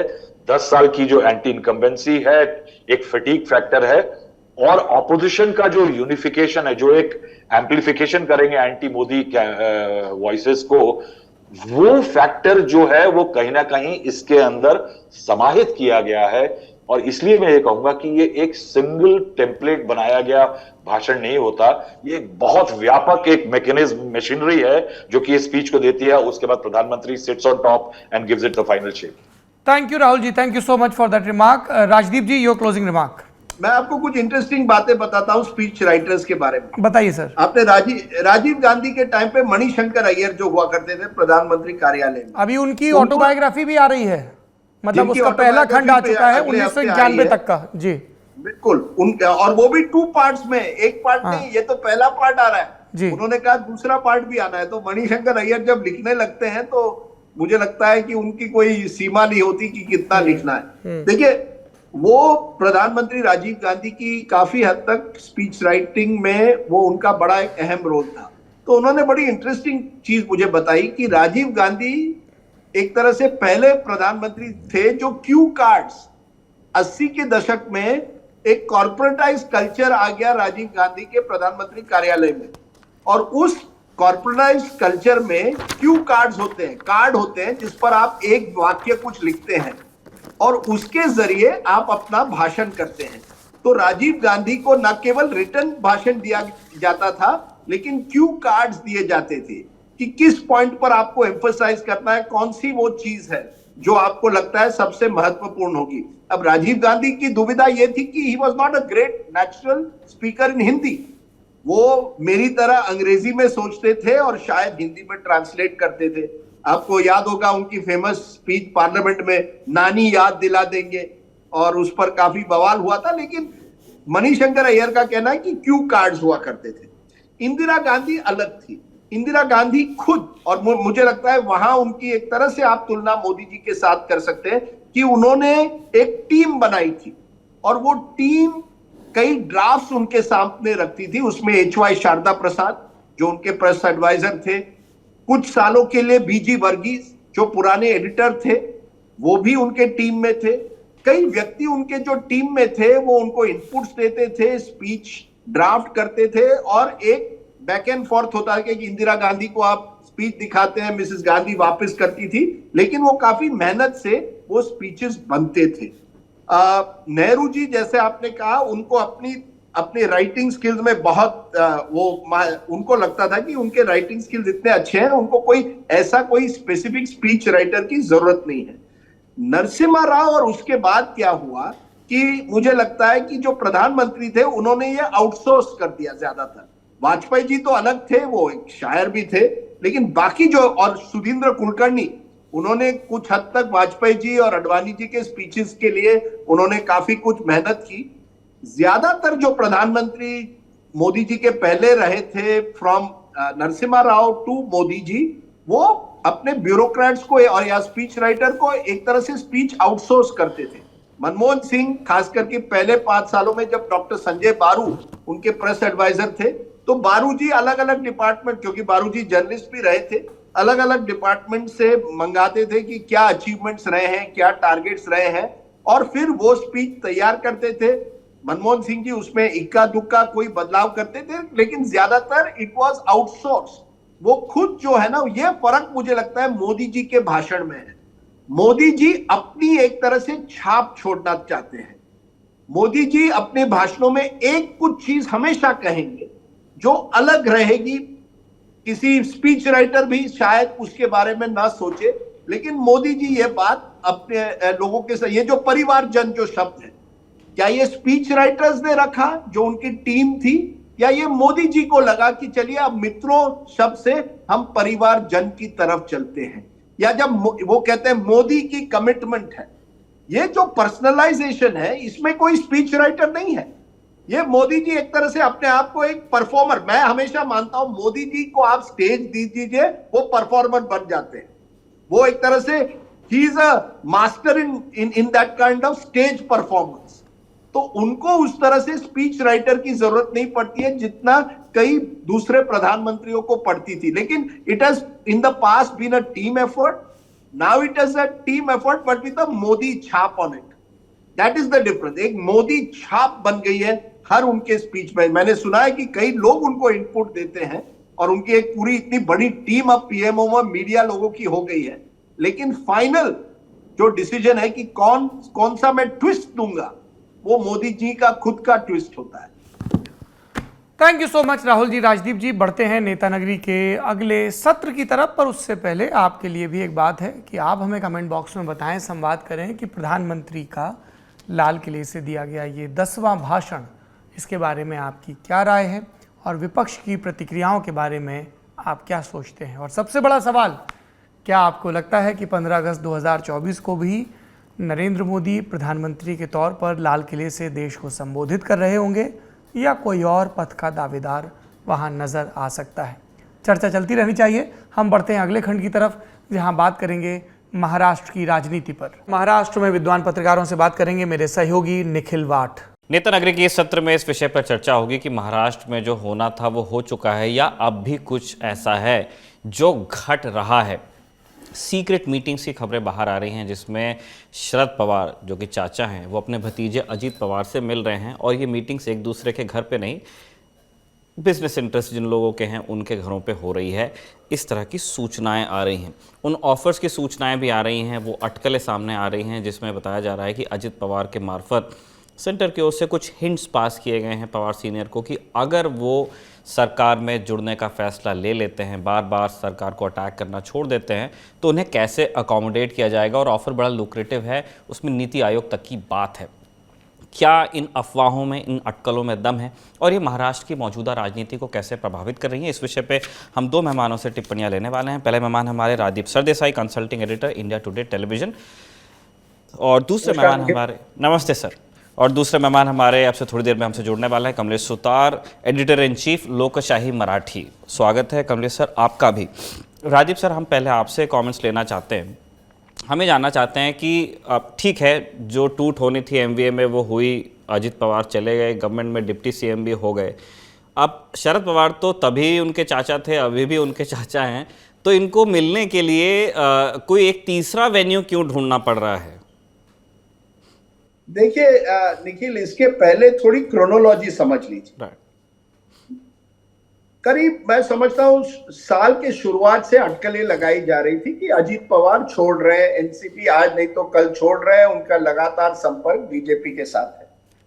इन अटकलों के बीच में 2 मई को शरद पवार अचानक कह देते हैं कि मैं इस्तीफा दे रहा हूं एनसीपी अध्यक्ष पद से। और ये एक प्रेस कॉन्फ्रेंस में वो जब कहते हैं, उनके बगल में उनकी पत्नी प्रतिभा ताई है, सुप्रिया सुळे है, अजीत पवार भी वहां मौजूद है, अन्य नेता वहां मौजूद होते हैं। अब वो एक माहौल बनाया जाता है जिसमें ये कहा जाता है कि पवार साहब एनसीपी अध्यक्ष पद से इस्तीफा दे रहे हैं। और अटकलें ये लगाई जा रही है कि उनकी जगह पे कौन होगा। क्या ये एक तरह से अजीत पवार पर दबाव डालने के लिए कि अगर आप बीजेपी की तरफ जा रहे हैं तो चलिए मैं एनसीपी अध्यक्ष पद छोड़ देता हूं। उसके 3 दिन बाद ही 5 मई को शरद पवार अपना इस्तीफा वापस लेते हैं। इसलिए ये लगता है कि ये प्रेशर टैक्टिक थी अजीत पवार को एक मैसेज देने के लिए कि देखिए मैं अभी भी बिग बॉस हूं, आप अगर बीजेपी में जाना चाहते हैं तो जाइए, लेकिन पार्टी मेरे साथ है। अब ये 2 महीने तक शांति होती है, लेकिन जुलाई महीने में अजीत पवार अपना दांव करते हैं और अचानक एक संडे को वो शिंदे सरकार के कैबिनेट में शामिल हो जाते हैं। उनके साथ अन्य इंपॉर्टेंट मंत्री भी, छगन भुजबल, दिलीप वलसे पाटिल जो एक जमाने में शरद पवार के पर्सनल सेक्रेटरी हुआ करते थे, वो सब जो पवार जी के करीब है, प्रफुल्ल पटेल जो उनके करीब है, सब अजीत पवार के साथ जुड़ जाते हैं। और उसके 2-3 दिन बाद ही या कुछ दिनों बाद अजीत पवार और अन्य जो जिन्होंने पार्टी छोड़ी है, प्रफुल्ल पटेल वगैरह, शरद पवार को जाके वाईपी चौहान सेंटर में मिलते हैं। तो एक तरफ आप पार्टी छोड़ रहे हैं, मंत्री बनते हैं और ये भी पब्लिकली कहते हैं कि शरद पवार जी ने रिटायर होना चाहिए, लेकिन उसके कुछ दिनों बाद आप उनको मिलने जाते हैं और शरद पवार के बड़े बड़े पोस्टर आपके हर मीटिंग में होते हैं, हर रैली में होते हैं।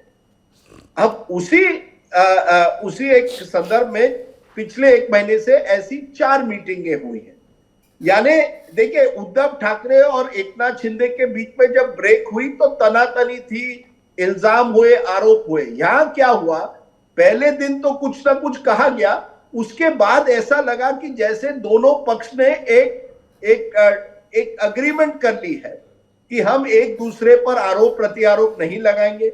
सवाल उठा कि कौन सी असली एनसीपी है, सिंबल किसको मिलेगा। ये भी कहा गया कि शरद पवार पहले उन्होंने कहा कि मैं महाराष्ट्र भर घूमूंगा और बीजेपी और सबको एक्सपोज करूंगा। 1 महीने के लिए कुछ नहीं हुआ, लेकिन क्या हुआ, 4 मीटिंगें हुई। उन मीटिंगों में जो एक तरह से एक मैसेज जा रहा था कि देखिए हम एक दूसरे के राजनीतिक प्रतिद्वंदी बन गए हैं, लेकिन हमारी एक लाइन ऑफ कम्युनिकेशन अभी भी है।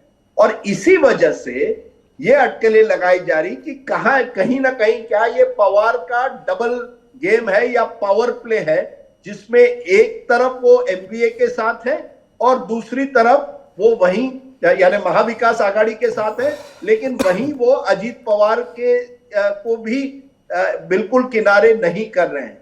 आपने पूछा ये मीटिंग सीक्रेट क्यों हुई।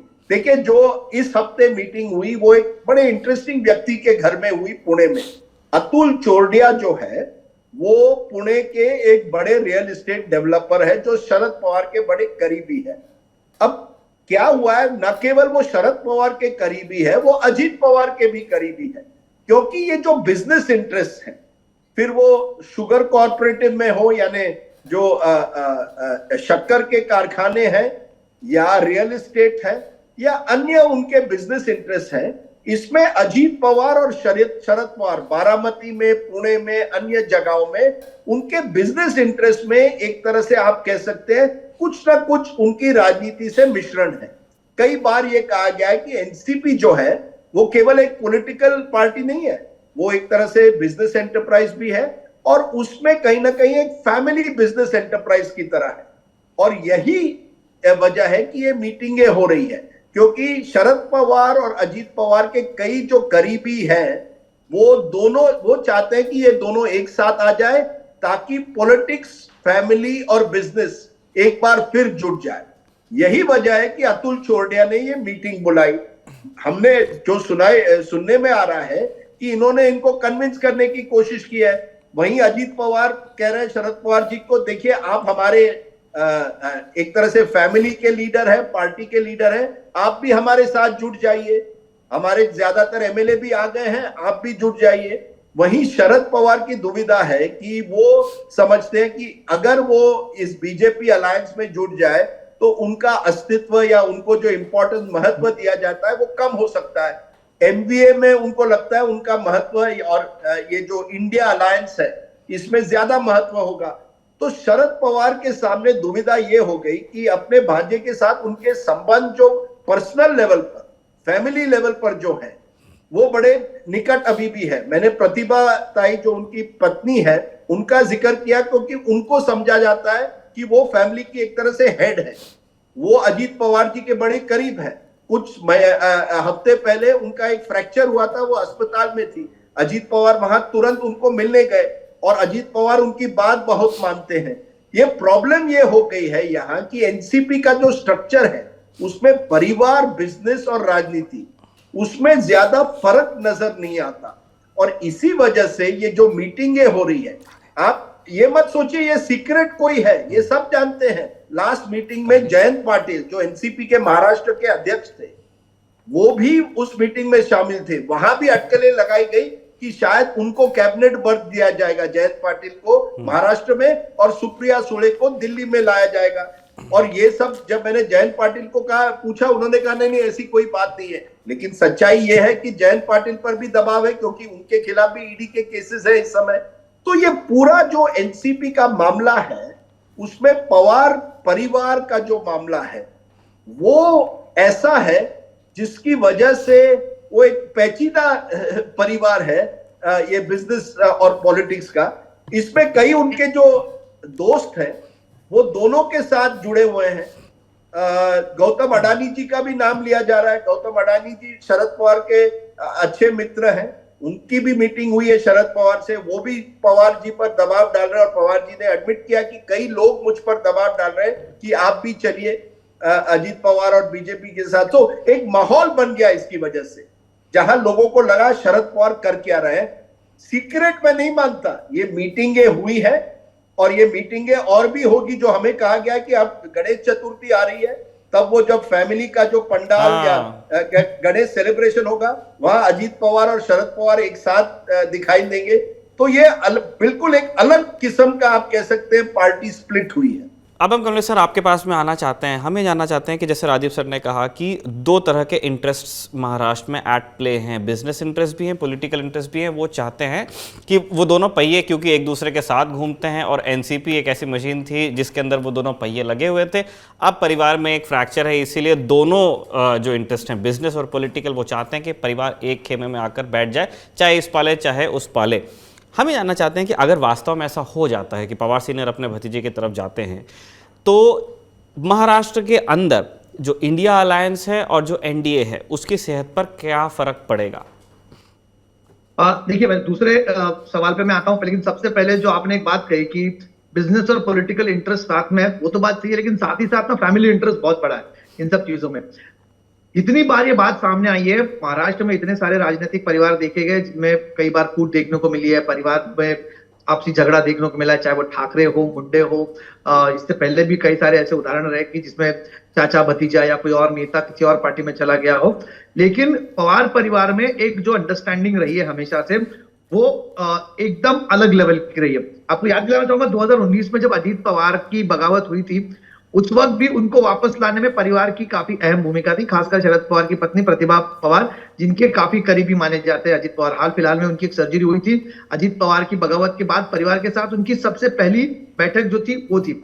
मेरे एक मित्र है राजनीति में, कॉलेज के जमाने से मेरे मित्र है, एक जमाने में एनसीपी पार्टी एक साथ होने के जमाने की ये बात है। वो अपने आप को सुप्रिया सुले के करीबी बताते थे और अजीत पवार से उनकी खासी बात जमती नहीं थी, लेकिन कुछ सालों बाद उन्हें बात पता चल गई कि कोई भी आप खेमे में रहे, शरद पवार पार्टी के, चाहे आप सुप्रिया सुले समर्थक रहे, अजीत दादा समर्थक रहे, लेकिन परिवार को अल्टीमेटली आपको रिपोर्ट करना है। और फाइनली आज वो पिछले कई सालों से वो एनसीपी में नहीं है, क्योंकि उनको एक बात पता चल चुकी थी, राजनीति का एक कड़वा सबक उन्हें मिल गया था कि एनसीपी से अलग पवार परिवार है, और पवार परिवार हमेशा पार्टी से ज्यादा बड़ा है और ज्यादा एक दूसरे से कनेक्टेड है। तो ये बात कहीं अलग नहीं हो सकती। शरद पवार शुरुआत में कह रहे थे कि उनसे लेना देना नहीं, बात ही शुरुआत पारिवारिक लड़ाई से हुई थी, जब अजीत पवार ने कहा था अपनी पहली रैली में, पार्टी से टूटने के बाद, भाजपा के साथ जुड़ने के बाद, उनकी सबसे पहली रैली में उन्होंने कहा था कि मैंने किसी के घर में जन्म नहीं लिया, ये मेरी गलती है क्या? हाँ, ये मेरी गलती है। तो उनका निशाना सीधे सीधे सुप्रिया सुले पर था, शरद पवार को, अपनी बेटी को अपना उत्तराधिकारी चुनने को लेकर था। लेकिन फिर से कुछ दिनों में बात पलट जाती है। शरद पवार कहते हैं कि मैं फैमिली का सबसे बड़ा मेंबर हूँ, हेड ऑफ द फैमिली, तो मुझे सबसे मिलना लाजमी है और हम परिवार का एक है। तो लोगों में कंफ्यूजन फैला रहा है। सबसे बड़ी बात, मतलब दूसरे अगर एमवी अलायंस पर आने के पहले मुझे एक बात यहाँ पे जरूर बताना मैं लाजमी समझूंगा कि जिस तरह से उनके बीच में परिवार में बातें चल रही है, अजीत पवार शरद पवार में बातें हो रही है, पारिवारिक बातें हो रही है, ये गलत मैसेज सेंड कर रहा है। एनसीपी का काडर आज की तारीख में सबसे ज्यादा कंफ्यूज्ड है। लड़ाई किसके साथ है वो समझ नहीं पा रहा। शिवसेना भी दो खेमों में बट गई, लेकिन शिवसेना के एक गुट को पता था कि हमारी लड़ाई एकनाथ शिंदे के साथ है। फिर महाराष्ट्र में एक वो नैरेटिव चला था, गद्दार पोके, ये सब नैरेटिव चला था। एनसीपी में ये नहीं हो रहा। अटैक उस टाइम पे हो रहा था सीधा एकनाथ शिंदे पे शिवसेना से, लेकिन यहाँ पर हवा में फायरिंग की जा रही है। अजीत पवार के इर्द गिर्द, अजीत पवार को टारगेट नहीं किया जा रहा। पार्टी का कार्यकर्ता संभ्रम में है। शरद पवार के करियर में जिस चीज ने उनको सबसे ज्यादा सताया है, जो भूत हमेशा ही उनके कंधे पर सवार रहा था, वो था अनप्रेडिक्टेबल पॉलिटिक्स का। और एक बार फिर से एट द एज ऑफ 84 जिस तरह की शरद पवार की राजनीति पिछले कुछ दिनों में पनपी थी, 2019 में चाहे उन्होंने पूरे महाराष्ट्र में एट द एज ऑफ 80 पूरे महाराष्ट्र में घूमे थे, प्रचार किया था, बारिश में रैली उन्होंने की थी, उसके बाद में उनकी पॉपुलैरिटी में अनप्रेसिडेंटेड ग्रोथ हुआ था। शरद पवार पॉपुलर थे, लेकिन जिस तरह की पॉपुलैरिटी उनकी 80s में हुआ करती थी, उससे ज्यादा पॉपुलैरिटी इस बार शरद पवार की देखने को मिली थी। लेकिन at this point in time Sharad Pawar का जिस तरह से लेके अजीत पवार को लेके कंफ्यूजन है, ये उनके क्रेडिबिलिटी पर फिर से एक बार सवाल खड़ा कर रहा है। पार्टी के काडर में सवाल है, और साथ ही साथ दूसरा क्रेडिबिलिटी पर सवाल कौन खड़ा कर रहा है, तो उद्धव ठाकरे की शिवसेना और कांग्रेस। मेरी जानकारी यह है, पिछले 3 दिनों से उद्धव ठाकरे के घर पे जो लगातार मीटिंग्स हो रही है, लोकसभा में उद्धव ठाकरे ने यह मन बना लिया है कि उन्हें एकला चलो रे का ही नारा देना पड़ेगा। अकेले उद्धव ठाकरे लड़ेंगे, कांग्रेस के साथ सीधा सीधा अलायंस होगा तो काउंटर प्रोडक्टिव होगा। इस बात की नाना पटोले और उद्धव ठाकरे में रिसेंटली चर्चा भी हुई है। शरद पवार आएंगे नहीं। शरद पवार, जिस तरह से राजीव सर कह रहे थे, शरद पवार अपने सभी ऑप्शंस ओपन रखे हुए हैं। सभी अपने आज की तारीख में एक दरवाजा उन्होंने बंद किया है तो दूसरा दरवाजा खुला रखा है। 24 में अगर सीन बनता है, फिर से एनडीए को अगर वहां पर मेजोरिटी मिलती है, तो मोदी और भाजपा के साथ जाने का ऑप्शन उनके लिए खुला रहेगा। लेकिन साथ ही साथ वहां अजीत पवार है। पवार अगर जुड़ जाते हैं, जिस तरह से राज ठाकरे कहते हैं कि एक टीम चली गई है, दूसरी टीम बाद में जाएगी, तो दूसरी टीम शायद 24 के बाद जा सकती है। ऐसी अटकलें लगाई जा रही है। लेकिन इस वक्त कांग्रेस और शिवसेना ने अपना मन बना लिया कि शरद पवार के बिना हम आगे जाएंगे। उनके सिवा हमें ये चुनाव लड़ना है। उनके अगर ऐसी नौबत आती है कि पवार के खिलाफ भी लड़ना पड़े, शरद पवार के खिलाफ, तो भी उसकी स्ट्रेटेजी क्या रहेगी, उसको लेकर पिछले 3 दिनों से उद्धव ठाकरे मीटिंग कर रहे हैं। हर कॉन्स्टिट्यूएंसी, लोकसभा कॉन्स्टिट्यूएंसी का वो जायजा ले रहा है। ऐसी भी कॉन्स्टिट्यूएंसीज है जहां पर शरद पवार के आज एमपीज है, जो एनसीपी के एमपीज है, वहां पर भी उनकी लड़ने की तैयारी है। तो अब शिवसेना ये जानती है, इस बात को लेकर शिवसेना तो आश्वस्त है, अकेले लड़ना है, कांग्रेस उनके साथ में। लेकिन कई जगह पे मेरी ये जानकारी है कि कांग्रेस और शिवसेना के बीच में टैक्सिट अंडरस्टैंडिंग होगा, फ्रेंडली फाइट, छुपा समझौता उन दोनों में होगा। चुनाव लड़े, फ्रेंडली फाइट रहेगी, या फिर कई जगह पर कैंडिडेट ना देना, वीक कैंडिडेट देना, ये सारी चीजें होगी। लेकिन शरद पवार पे इस वक्त दोनों भरोसा नहीं कर रहे। उनकी ये जानकारी, उनका ये मानना है शरद पवार कभी भी भाजपा के साथ जा सकते हैं। अब ये ओनस है शरद पवार पे, जिस तरह से वो कह रहे हैं कि परिवार एक तरफ है, पार्टी एक तरफ है। लेकिन महाराष्ट्र की राजनीति में, देश की किसी भी राजनीति में, ये जो थिन लाइन है, ये बहुत डेंजरस होता है। ये थिन लाइन परिवार और पार्टी अलग है, ऐसा कभी नहीं होता। ये लाइन पवार को क्रॉस करनी पड़ेगी उन्हें खुद को।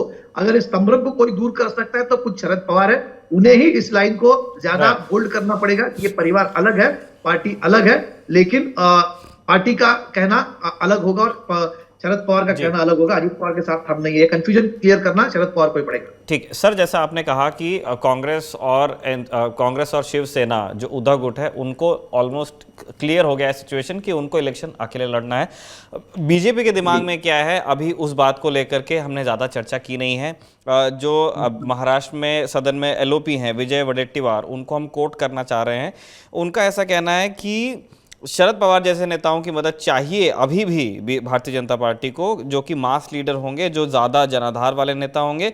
इसके बिना लोकसभा में भी उनका आंकड़ा नहीं बढ़ने वाला है, इसलिए वो शरद पवार को वू करने की कोशिश कर रहे हैं लगातार। और ये भी दावा किया जा रहा है कि नरेंद्र मोदी जो देश के प्रधानमंत्री हैं, उन्होंने अजित पवार के सामने ये शर्त रखी है कि आप सीएम तब बनोगे जब आप अपने चाचा को लेकर के आओगे, अदरवाइज हम आपको उस तरह से अकोमोडेट कर नहीं पाएंगे। क्या इन अटकलों में भी, इन दावों आरोपों में कोई दम है? नहीं, देखो विजय वडेट्टीवार का कहना है, लीडर ऑफ ऑपोजिशन है, उनका ये काम है कि सरकार पे अटैक करना और जो एक तरह का संभ्रम भ्रम निर्माण करना उनका ये काम है और उनकी इंफॉर्मेशन होगी। लेकिन अब मुझे एक अलग चीज पर ध्यान आकर्षित करना है निखिल। यहाँ पर नेशनल ऑडियंस शायद इस बात से वाकिफ नहीं, पिछले 2 दिनों में एक छोटा सा राजनीतिक छोटी डेवलपमेंट है हालांकि, लेकिन बहुत इंपॉर्टेंट मुझे लगती है। राज ठाकरे ने एक रैली ली पनवेल में रास्तों के गड्ढों को लेकर, हाईवे के गड्ढों को लेकर। उन्होंने दो मुद्दे वहां पे वापस छेड़े। उन्होंने मराठी का मुद्दा और परप्रांतियों के मुद्दे को एक बार फिर से उन्होंने वहां पर उस मुद्दे को उठाया है।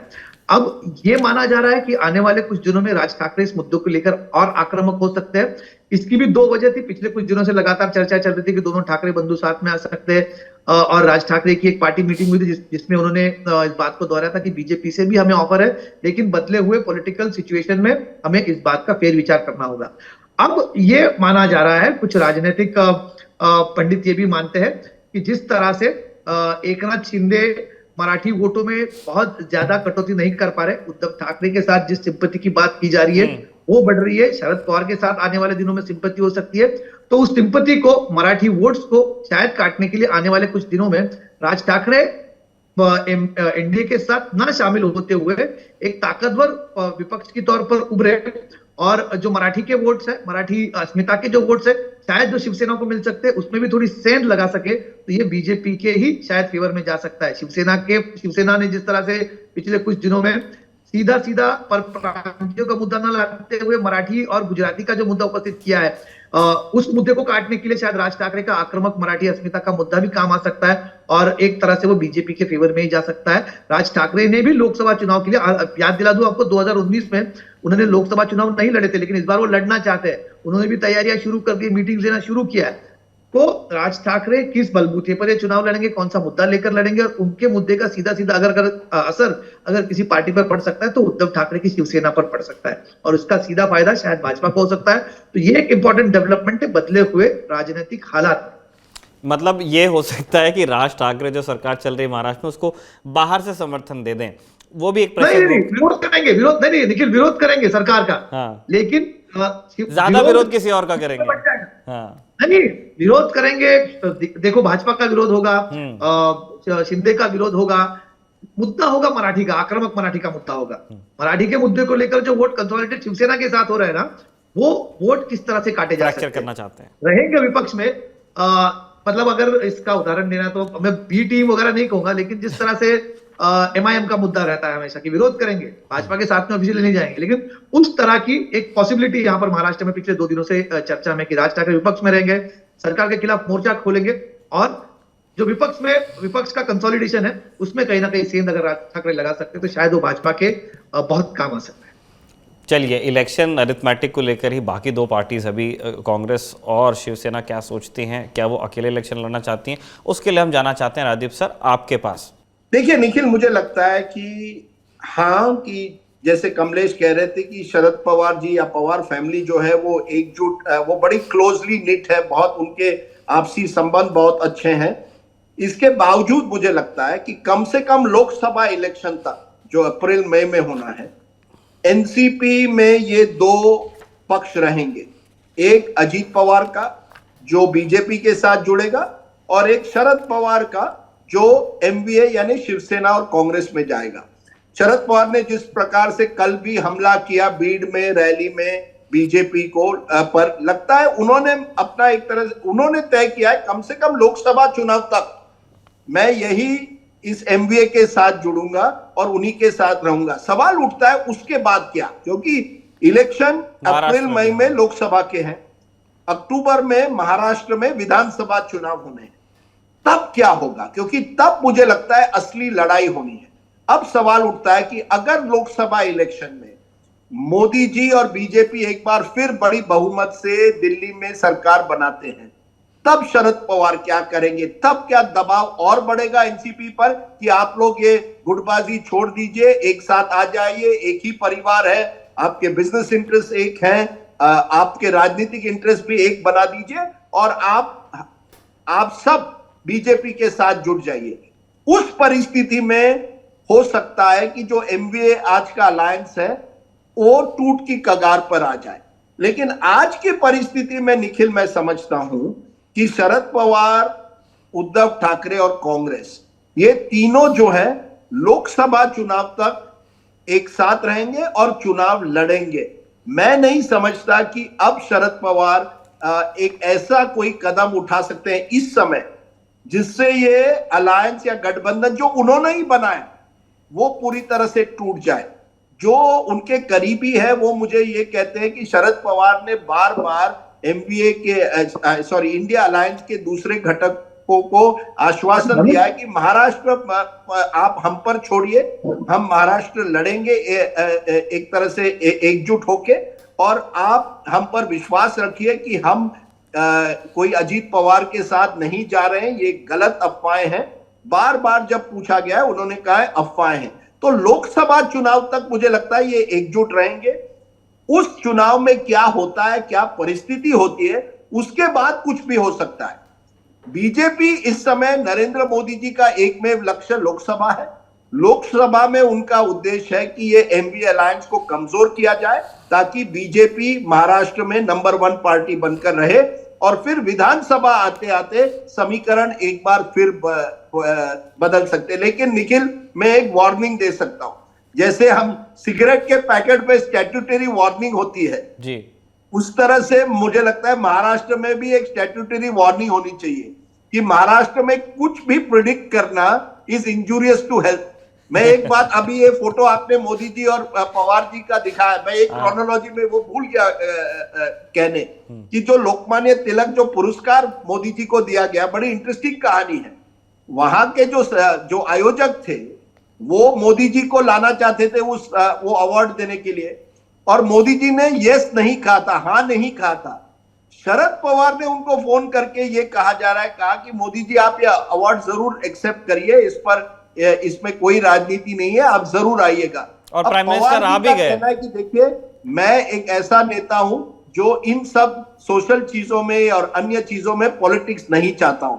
देखिए शरद पवार जब क्रिकेट के चुनाव आते हैं, पिछले साल जब मुंबई क्रिकेट एसोसिएशन का चुनाव हुआ, वो आखिरी मोमेंट में जो देवेंद्र फडणवीस और उनके बीच में ये हो गई, एक अलायंस एक तरह से हो गया, एक समझौता हो गया। तो शरद पवार जो है वो उनकी राजनीति बिल्कुल अलग है। लेकिन जो आपका सवाल है, मुझे लगता है कम से कम लोकसभा चुनाव तक ये एमवीए अलायंस जो है महाराष्ट्र विकास आघाड़ी का अलायंस और इंडिया अलायंस में शरद पवार उस अलायंस में रहेंगे। ठीक है, आपने जिस राइडर के साथ में ये अपना एनालिसिस दिया है वो हम दर्शकों के लिए रिपीट कर देते हैं। सर ने पहले ही कहा कि जितने भी आकलन प्रेजेंट किए जा रहे हैं एज ऑफ नाउ महाराष्ट्र में स्थिति ये है कि कोई भी आकलन सही निकले इस बात की गारंटी नहीं।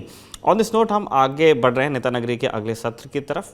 नेता नगरी के सत्र में बात होगी छत्तीसगढ़ पर। छत्तीसगढ़ जहां पर भारतीय जनता पार्टी ने अपना पहला पत्ता फेंक दिया है विधानसभा सीटों के लिए, कुछ सीटों के लिए अपने उम्मीदवारों के नामों का ऐलान कर 21 सीटें हैं जिन पर भारतीय जनता पार्टी ने अपने कैंडिडेट उतार दिए हैं।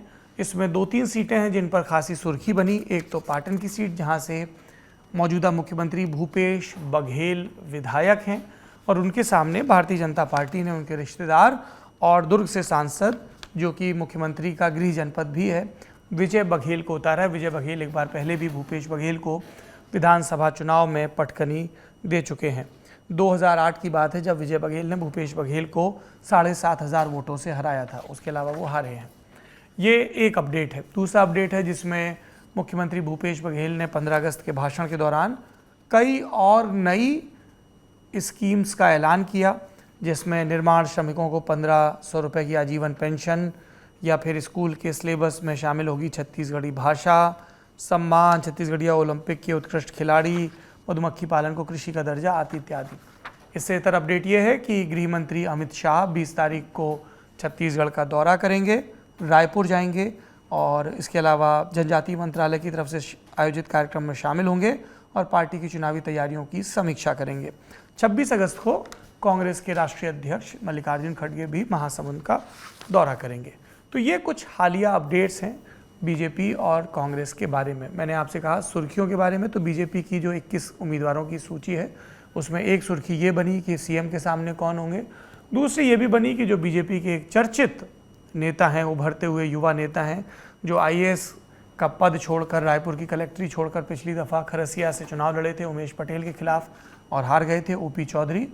खरसिया से इस दफ़ा पार्टी ने कोई दूसरा उम्मीदवार दिया है और चर्चा है कि ओपी चौधरी को एक अपेक्षाकृत सुरक्षित सीट पर, सुरक्षित इन द सेंस SC/ST के लिहाज से सुरक्षित नहीं, क्योंकि ओपी चौधरी ओबीसी समुदाय से आते हैं, बल्कि ऐसी सीट जहां पर उनकी जीतने की संभावनाएं ज़्यादा हों ताकि वो पार्टी संगठन के काम को और देख सकें। इस पर बात हो रही है। बात इस पर भी हो रही है कि क्या अब भूपेश बघेल के समानांतर जो एक नए कांग्रेस अध्यक्ष आए हैं और सांसद हैं बस्तर से दीपक बैज, उनके दोनों के बीच की आपसी संयोजन कैसा है, टिकट वितरण में किसकी चलेगी। भूपेश बघेल का खेमा कई बार ये संकेत कर चुका है कि जो नॉन परफॉर्मिंग MLAs हैं उनको उनका टिकट काटा जाएगा, उनको ये विकल्प दिया जाएगा कि सत्ता में लौटने पर उन्हें समायोजित किया जाएगा। तो चॉइस उनकी है। नज़रें इस पर भी हैं कि वहाँ पर जो पार्टी की इंचार्ज हैं कुमारी शैलजा, जो कि सोनिया गांधी की खास मानी जाती हैं, हरियाणा की अंबाला सीट से कई बार सांसद रही हैं और यूपीए की सरकारों में मंत्री भी रही हैं, इधर 2 बार से वो चुनाव हारी हैं। उनका क्या रोल रहेगा इन सब के ऊपर। तो कुछ ओल्ड गार्ड हैं, कुछ न्यू गार्ड हैं। TS सिंहदेव बनाम भूपेश बघेल की चर्चा है, जो फिलहाल कुछ मंद पड़ी है उनके उप मुख्यमंत्री बनने के बाद से, लेकिन पूरी तरह शांत नहीं हुई है। उधर बीजेपी के खेमे की बात करें तो पुराने चावल हैं जिन पर बात हो रही है, लेकिन कोई नया प्रखर चेहरा सामने आए ऐसा नहीं दिख रहा है। वही रमन सिंह, वही बृजमोहन अग्रवाल, वही पुरानी भाजपा। तो ये पुरानी भाजपा में नयापन क्या आएगा और पार्टी किन मुद्दों के साथ आगे बढ़ेगी, इन सब पर विस्तार से बात करेंगे। बातचीत में हमारे साथ जुड़ रहे हैं 3 वरिष्ठ पत्रकार। आपका एक एक करके परिचय करवा देते हैं। हमारे साथ छत्तीसगढ़ अखबार के संपादक सुनील कुमार जी। सुनील जी, बहुत बहुत स्वागत है आपका नेता नगरी में। हमारे साथ हैं वो जो कमाल के पत्रकार हैं, कमाल के इंसान हैं और जिन लोगों से मैं बहुत सीखता हूं उनमें से एक हैं आलोक पुतुल जी। बहुत बहुत स्वागत है आलोक जी आपका नेता नगरी में। आलोक जी देशबंधु अखबार के एडिटर रह चुके हैं और नक्सलवाड़ी और अबूझमाड़ जैसी किताबें लिख चुके हैं। तीसरे पत्रकार वो हैं जो सोशल मीडिया पर भूपेश बघेल सरकार पर अपनी चुटीली टिप्पणियों के लिए विख्यात हैं, याज्ञवल्क्य जी। याज्ञवल्क्य जी, आलोक जी, आप दोनों का बहुत बहुत स्वागत है नेता नगरी में। जी नमस्कार। नमस्ते। बहुत धन्यवाद। नमस्कार नमस्कार नमस्कार नमस्कार आलोक जी और याज्ञवल्क्य जी। सुनील जी, आपसे शुरुआत करते हैं। क्या नजर आ रहा है छत्तीसगढ़ का मंजर, क्या फैक्टर्स हैं और हाल फिलहाल की जो राजनीतिक गतिविधियां हैं उनके क्या संकेत और निहितार्थ समझ में आ रहे हैं? ये कल जो भाजपा की लिस्ट आई है, पहली लिस्ट 21 लोगों की, इससे छत्तीसगढ़ में चुनावी कामकाज सभी पार्टियों का शुरू हो गया, बढ़ गया। अब दिक्कत यह है कि जो बीजेपी की पूरी तरह से खोई हुई 21 सीटें थी, जिनमें आज सारे के सारे कांग्रेस विधायक हैं या भाजपा कई कई चुनाव जिन सीटों पे हार चुकी है, वहां की ये लिस्ट है। और ऐसा माना जा रहा है, कुछ लोगों का ये मानना है कि भाजपा के लिए जो मुमकिन थे उम्मीदवार, उनमें ये सबसे अच्छे उम्मीदवार हैं। ये कांग्रेस के किसी को हरा सकेंगे कि नहीं, ये एक अलग बात है, लेकिन लोगों का मानना है कि ये भाजपा के बड़े अच्छे उम्मीदवार हैं, इनमें से अधिकतर नाम। तो अब ये देखना है कि कांग्रेस के उम्मीदवार यहाँ पे कौन रहते हैं, क्योंकि जैसी चर्चा है कि कांग्रेस के बहुत से MLAs के हार जाने का एक खतरा दिख रहा है, उनको हटाए जाने की संभावना दिख रही है। पार्टी हो सकता है कि बहुत से नए चेहरों को उतारे, कितना हौसला कर पाती है ये पता नहीं। लेकिन भाजपा ने शतरंज के इस खेल में पहला प्यादा चल दिया है, पहली गोटी चल दी है, या फुटबॉल के मैदान में कहें तो पहला किक लगा दिया है और खेल को शुरू कर दिया है। तो आज छत्तीसगढ़ का माहौल जो है ये चुनावी तैयारियों से भर गया है एकदम। हर पार्टी में अलग अलग स्तर पर चुनावी बातचीत चल रही है, तैयारी चल रही है। लेकिन मैं एक दिलचस्प बात आपको बतलाना चाहता हूं कल जिस वक्त ये लिस्ट आई उस वक्त भाजपा के छत्तीसगढ़ के एक बड़े प्रभावशाली व्यक्ति जो चुनाव में एक बड़ी जिम्मेदारी से लैस हैं, वो मेरे अखबार में मेरे सामने यहाँ बैठे हुए थे, चाय पी रहे थे। उनसे मैंने पूछा कि कल से ये चर्चा चल रही है कि कुछ लोगों की लिस्ट आने वाली है, आज क्या मामला है? तो उनका कहना था, अरे अखबार वालों के पास कोई खबर नहीं रहती है तो इस तरह की लिस्ट वगैरह की खबरें छापते रहते हैं। और उनके पीछे मेरे कमरे में टीवी पे देखा मैंने तो उसमें लिस्ट आ रही थी छत्तीसगढ़ की, यानी छत्तीसगढ़ भाजपा के एक बड़े की पर्सन जो कि इस चुनाव में बड़ी जिम्मेदारी निभा रहे हैं, उनको इस बात की हवा भी नहीं थी कि पार्टी की एक लिस्ट आ रही है। तो मैं इस बात को और कहना चाहता हूं इसके साथ में कि छत्तीसगढ़ भाजपा एक किस्म से कॉलोनी की तरह चलाई जा रही है, जैसे कि लंदन से हिंदुस्तान को एक कॉलोनी की तरह एक वक्त चलाया जाता था। छत्तीसगढ़ भाजपा को ज्यादा नहीं मालूम है इस बारे में कि क्या होने जा रहा है, किनको टिकट मिलेगी, कौन लड़ेंगे कौन नहीं लड़ेंगे, कुछ इस किस्म का माहौल है। ऐसे माहौल के बीच में अब आज से चुनावी तैयारियां सभी पार्टियों की चालू हो गई हैं। जी बहुत शुक्रिया आपका। आलोक जी, बीजेपी के खेमे में लिस्ट के साथ पहली तैयारी के संकेत तो दिखने लगे, लेकिन चेहरा कौन होगा, नेतृत्व कौन सा होगा? नरेंद्र मोदी के अलावा स्थानीय स्तर पर किन चेहरों को आगे रखकर बीजेपी चुनाव मैदान में उतरेगी? क्या संभावना दिखती है आपको? वही पुराने लोग या फिर कोई नया? भाजपा ने इसके पत्ते जो है अब तक नहीं खोले हैं। भाजपा खुद पशुपेश में है। साल भर पहले तक हालत ये थी कि ये मान लिया गया था कि रमन सिंह इस पार्टी में बिल्कुल अछूत की तरह जो है छोड़ दिए गए थे, किनारे कर दिए गए थे।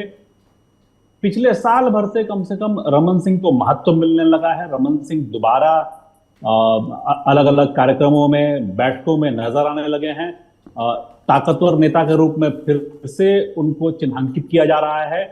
लेकिन ये बात तो बहुत साफ है कि रमन सिंह की उम्र को देखते हुए भाजपा उन पर दांव लगाएगी सीधे सीधे, या मुख्यमंत्री का चेहरा घोषित करेगी उनको, इसकी संभावना कम है। दुर्भाग्य से अब तक भाजपा के हिस्से कोई ऐसा बड़ा नाम नहीं है जिसको वो चेहरा बना सके, बता सके। पर दावेदार तो फिर भी होंगे ही आलोक जी पार्टी में। दावेदार तो लगातार रहे हैं पिछली सरकार में। अरे तो खुल के बताइए ना कौन है कि और किसके क्या तर्क हैं? रमन सिंह जब मुख्यमंत्री हुआ करते थे तो उस जमाने में भी मुख्यमंत्री पद के भी दावेदार थे। जी कौन थे? बृजमोहन अग्रवाल से लेकर प्रेम प्रकाश पांडे तक की जो दिल्ली के दौरे रहे हैं लगातार, आदिवासी एक्सप्रेस चलते रहे हैं, राम विचार नेताम जो है वो उस दौड़ में शामिल हैं। पार्टी के जो अध्यक्ष हैं अरुण साव, उनकी भाव भंगिमा को लेकर लोग तो अब ये कहने लग गए हैं कि वो तो जिस दिन से पार्टी अध्यक्ष बने हैं उस दिन से मुख्यमंत्री की तरफ पेश आ रहे हैं।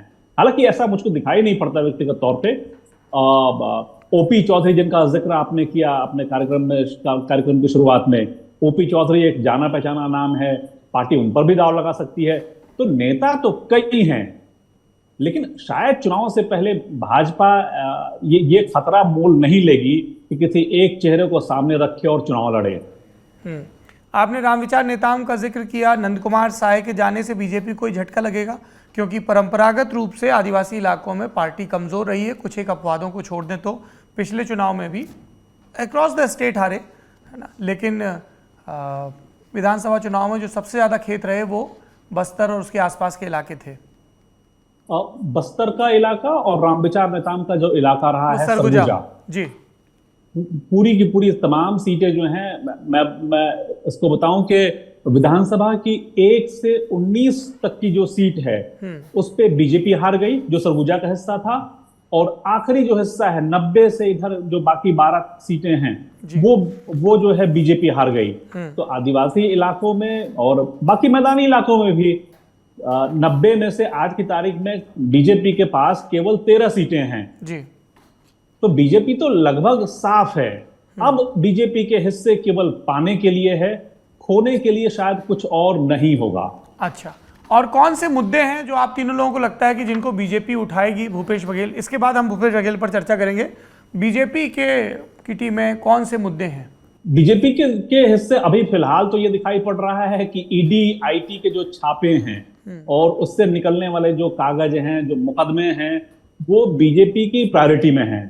हालांकि बीजेपी ने अभी बीच में कुछ रैलियां की, सरकार के जो गौठान हैं वहां जाके प्रदर्शन किया, गौठानों की हकीकत जो कोट अनकोट मैं कह रहा हूं, हकीकत जो है वो सामने लाई। तो बीजेपी इन मुद्दों को उठा तो रही है, लेकिन कोई बड़ा मुद्दा बीजेपी के हिस्से अब तक नहीं आ पाया है। धर्मांतरण एक बड़ा मामला रहेगा बस्तर के इलाके में, जहां ईसाइयों पे अत्याचार की बड़ी घटनाएं हुई हैं और बीजेपी ने अपने आप को गोलबंद करने की कोशिश की है उस इलाके में। बीजेपी वहां मजबूत भी हुई है बस्तर के इलाके में। यही हाल सरगुजा के इलाके में होगा, धर्मांतरण। मध्य छत्तीसगढ़ का जो बेमेतरा का हिस्सा है, जहां बीरनपुर का दंगा हुआ, कबीरधाम जहां कर्फ्यू लगाने की नौबत आ गई, तो इन सब इलाकों में हिंदुत्व जो है वो एक बड़ा मुद्दा होगा। जी। याज्ञवल्क्य जी, भूपेश बघेल सरकार पौने 5 साल की परफॉर्मेंस बताइए। बहुत सारी चीजों में भूपेश सफल रहे हैं, इसमें कोई दो मत नहीं। उन्होंने छत्तीसगढ़ी मॉडल को प्राउड बनाने में जो कवायद शुरू की थी कि ये छत्तीसगढ़ी है, ये छत्तीसगढ़ी गौरव है, इसको गौरव के रूप में देखना चाहिए, वो इसमें सफल हो गए। ये एक अलग प्रश्न है कि जिस छत्तीसगढ़ी संस्कृति, जिस छत्तीसगढ़ी भाषा, क्षमा कीजिएगा, छत्तीसगढ़ी बोली की वो बात करते हैं, वो छत्तीसगढ़ के जो नक्शा है उसमें कितनी जगहों पर वो प्रभावी है। उत्तर छत्तीसगढ़ में है कि नहीं है, दक्षिण छत्तीसगढ़ में है कि नहीं है, कितनी जगहों पे उसकी उपलब्धता है, वो एक अलग विषय है। मगर वो उस मूल मैदानी इलाका जिसे हम छत्तीसगढ़ी कहते हैं, उसमें जो परंपराएं हैं, प्रचलन में है, उनको उन्होंने एक गौरव के रूप में स्थापित कर दिया, इसमें इनकार नहीं है। बीजेपी का जो फेवरेट इशू है, जो कोर इलाका रहा है, गाय, राम, गोबर, गौमूत्र, इसको वो बहुत सधे तरीके से, बहुत कुशलता से वो उससे छीन ले गए हैं। और अभी कल ही उन्होंने बस्तर में जो संकल्प शिविर था, उसमें उन्होंने ये इन शब्दों में ही अपने कार्यकर्ताओं के अंदर रोज भरने की कोशिश की है कि राम छीन लिया, गाय छीन लिया, और कर्नाटक में तो गदा हनुमान जी ने चला दी। तो वो इस चीज का मुकम्मल फायदा उठाने के लिए प्रेरित भी कर रहे हैं अपने कार्यकर्ताओं को कि जो उनके कोर इश्यूज थे वो अब हमारे पास हैं और इस पे काम करो।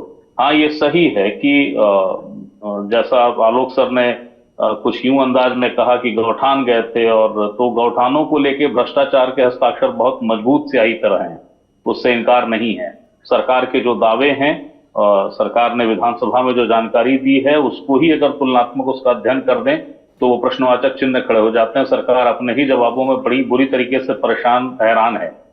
लेकिन इसके बावजूद केंद्र में भूपेश बघेल हैं, इससे इनकार नहीं है। और ये भी दिलचस्प है कि कल ही बस्तर में उन्होंने इस बात को भी कहा कि मुझे निशाना बनाया गया क्योंकि चेहरा तो मैं ही हूं। ये ध्यान रखना चाहिए सौरभ जी कि दिल्ली में जो आखिरी मीटिंग हुई थी जिसमें राहुल मौजूद थे, जिसके बाद छत्तीसगढ़ कांग्रेस के भीतर बहुत सारे उलटफेर हुए। टीएस सिंहदेव डिप्टी सीएम के रूप में उस शाम नियुक्त हो गए, बन गए, नियुक्त हो गए।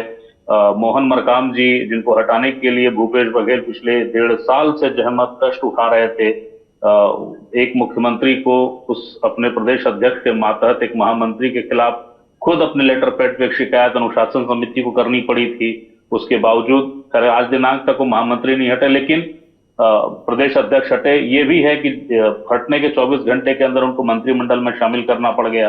तमाम तरह की चीजों के बावजूद केंद्र में भूपेश बघेल हैं। उन्होंने छत्तीसगढ़ की राजनीति को अपने ऊपर केंद्रित रखा है।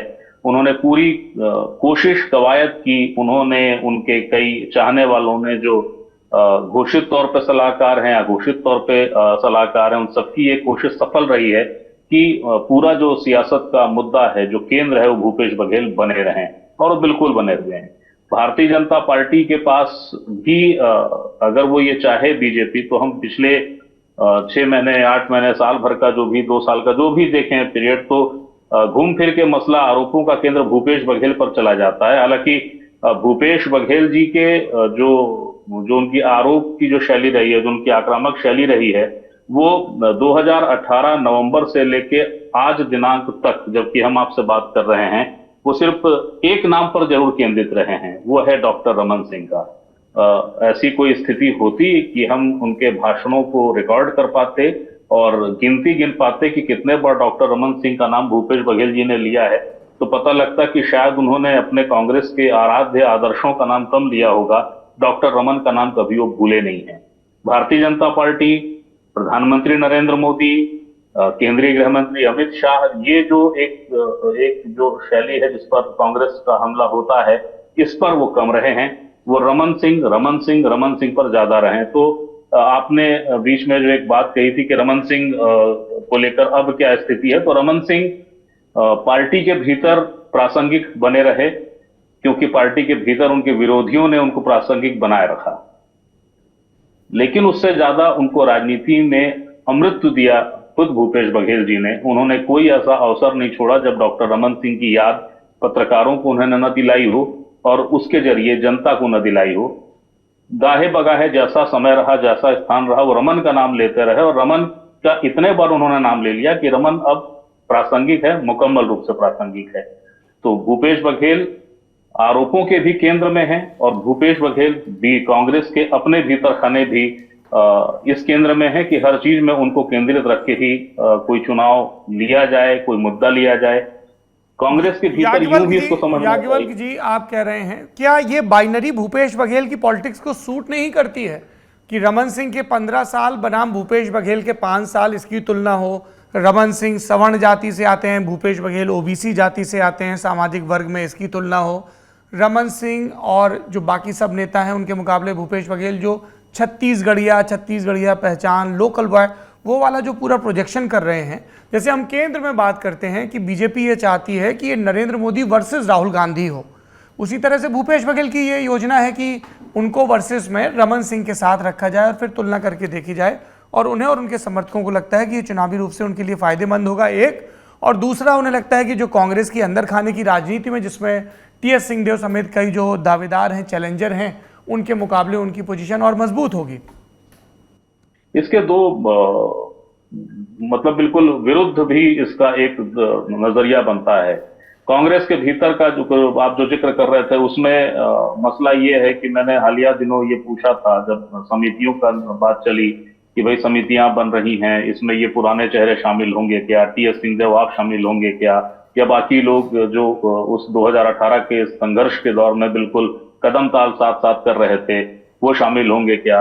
जब मोहन मरकाम को हटाने की भरपूर जद्दोजहद जब चलती थी, तो ये प्रश्न मैं कई कांग्रेस के कद्दावरों से पूछता था कि भाई उनको हटाने की बात है, तो मुझे साझे तौर पे ये जवाब आता था कि जब 70-70 प्लस की बात है, 75 पार की बात है, इतना आत्मविश्वास है, इतनी सारी चीजें हैं, तो किसी को हटाने की क्या जरूरत है। इसका मतलब है कि सब कुछ ठीक है, इसलिए कोई नहीं हटना चाहिए, ये व्यंग की तरह कहा जाता था। और दूसरा, जब समितियों में मैंने जानना चाहा कि क्या वो पुराने लोग होंगे, तो टी.एस. सिंहदेव ने मुझे ये कहा कि मुझे नहीं लगता कि घोषणा पत्र समिति में या इस तरीके की समितियों में होना चाहिए, अब नए लोगों की बारी है, वो आए।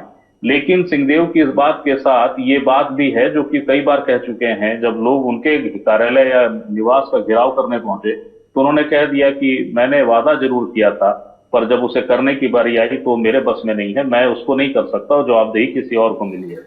ये कई ऐसे कारण और भी कई क्षत्रपों के साथ जुड़े रहे हैं।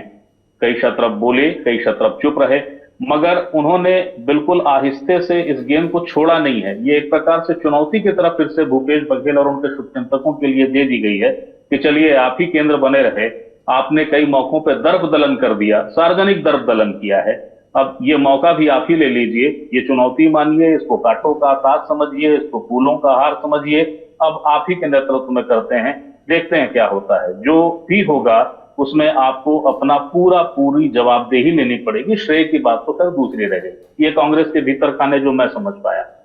जहां तक भारतीय जनता पार्टी में तुलनात्मक विषय वाला मामला है, तो आदरणीय सुनील सर जो कह रहे थे या आलोक सर जो कह रहे थे, बिल्कुल ये सही है। रमन सिंह जी के मुख्यमंत्रित्व काल में 15 साल का मुख्यमंत्रित्व काल था, बहुत बड़ा समय होता है, एक पूरा पूरा युग, मतलब 15 साल हम यही मानते हैं कालखंड होता है, तो उसमें मुख्यमंत्री रहे रमन सिंह। लेकिन रमन सिंह जिस तरीके से उनका जो उनके मुख्यमंत्री रहते बीजेपी अपने सबसे धरातल वाले स्थिति पे पहुंची, सबसे नीचे गई, उस समय भी रमन ही सीएम थे। तो बीजेपी के भीतर खाने कोई उनके शुभचिंतकों की संख्या कम है ऐसा कतई नहीं है। उनके खासकर 2008 और बहुत तेज स्पीड आई इसमें 2013 के बाद, जब बीजेपी के भीतर खाने रमन सिंह के विरोधी बहुत मुखर हुए, बहुत सक्रिय हुए। वो भी एक बहुत बड़ा कारण माना जाता है जो बीजेपी का ये हश्र हुआ था, जिसमें संघ की नाराजगी भी शामिल थी। लेकिन मसला जो आ जाता है बार बार कि शायद ये बहुत बेहतर होता, बहुत अच्छा होता कि भूपेश जी से जब प्रश्न होता था या कि प्रश्न होता है अभी भी, जब किसी मसले को लेकर उन पर आरोप की तरह बात आता है कि ये कैसे हो गया, तो वो अक्सर आप उसको बचाव में कह लें या ये शायद कोशिश है कि मुझे कह रहे हो पर रमन सिंह के समय तो ये भी हुआ था, तो गाहे बगाहे किसी न किसी स्वरूप में रमन सिंह को वो अपने साथ ले आते हैं, अपने समकक्ष खड़ा कर देते हैं, जो शायद सही नहीं है। उन्होंने इतने बार उनका नाम ले लिया है कि वो प्रसंगहीन हो गए थे शायद, लेकिन वो फिर से उसको खींच के ले आए उनको। ये बिल्कुल सही है कि वो रमन सिंह के इकलौता ऐसा चेहरा है जिनकी व्यापक पहचान है, जिसके पीछे 15 साल का उनका मुख्यमंत्रित्व काल है। लेकिन उनकी सरलता, उनकी सहजता, उनकी विनम्रता, ये जो उनके व्यक्तित्व का एक आयाम है, जो अगर गढ़ा गया तो इतनी कुशलता से गढ़ा गया है कि अब तक वो टूटा नहीं है। रमन सिंह के व्यक्तित्व का ये वो हिस्सा है। तो उसको बार बार अपने सबसे प्रमुख शत्रु को बार बार इस तरीके से याद करना कि वो लोगों के दिमाग में जाने लग जाए, मुझे लगता है कि शायद ये सही नहीं था या नहीं है। मगर अभी स्थिति यही है कि रमन सिंह अगर पुनर्जीवित मान लेते हैं कि पुनर्जीवित है, हालांकि जितना बीजेपी को मैं समझ पाया, जो बीजेपी मुझे दिखती रही जिस भी तरीके से, जिस भी तेवर से इन 5 सालों में, रमन अप्रासंगिक थे ऐसा कतई नहीं है। जो भी निर्णय होते रहे हैं भारतीय जनता पार्टी के भीतर, फिर वो चाहे नेता प्रतिपक्ष का बनना, फिर वो चाहे प्रदेश अध्यक्ष का बनना हो, या कोई महत्वपूर्ण निर्णय रहे हों, या अभी ये जो 21 सीटों का ये जो एक नजारा सामने आया है, इस नजारे में रमन सिंह निगलेक्ट हो गए या उन्हें दरकिनार कर दिया गया, ऐसा कतई नहीं है। वो पूरी तरीके से शामिल रहे हैं, उनके जानकारी में पूरी चीजें थी, तो ये मैं उससे इत्तेफाक नहीं रखता। ठीक है Sunil ji, Bhupesh Baghel style of politics, 4.25 साल नेता के तौर पर, मुख्यमंत्री के तौर पर कैसे आंकेंगे उनको, बताइए सर। देखिए, भूपेश बघेल जो हैं वो विपक्ष के समय से इतने दमदार रहे, जब कांग्रेस के अध्यक्ष रहे वो आखिरी के 5 साल रमन सिंह की सरकार के समय, उन्होंने बड़े दमदारी से काम किया और चुनाव भी उन्होंने बड़ा शानदार लड़ा। और जिस तरह से जीत के आए और गंगा जल लेके जो उन्होंने शपथ ली थी उनकी पार्टी ने, तो उन्होंने कुछ बड़े वायदे तो आनन फानन पूरे कर दिए, जिसमें किसान की कर्ज माफी सबसे बड़ा वायदा था। हिंदुस्तान के किसी प्रदेश में इससे बड़ा शायद कोई वायदा हो नहीं सकता अगर वहाँ किसानी ज़्यादा है तो। दूसरा, धान के दाम जो अंधाधुंध ज़्यादा देना उन्होंने शुरू किया था, मोदी सरकार लगातार पीछे लगे रही कि अगर आप धान के इतने दाम देंगे तो हम आपसे चावल नहीं खरीदेंगे FCI के मार्फत। लेकिन भूपेश बघेल ने कोई ना कोई रास्ता निकाल के किसानों को दाम दिया।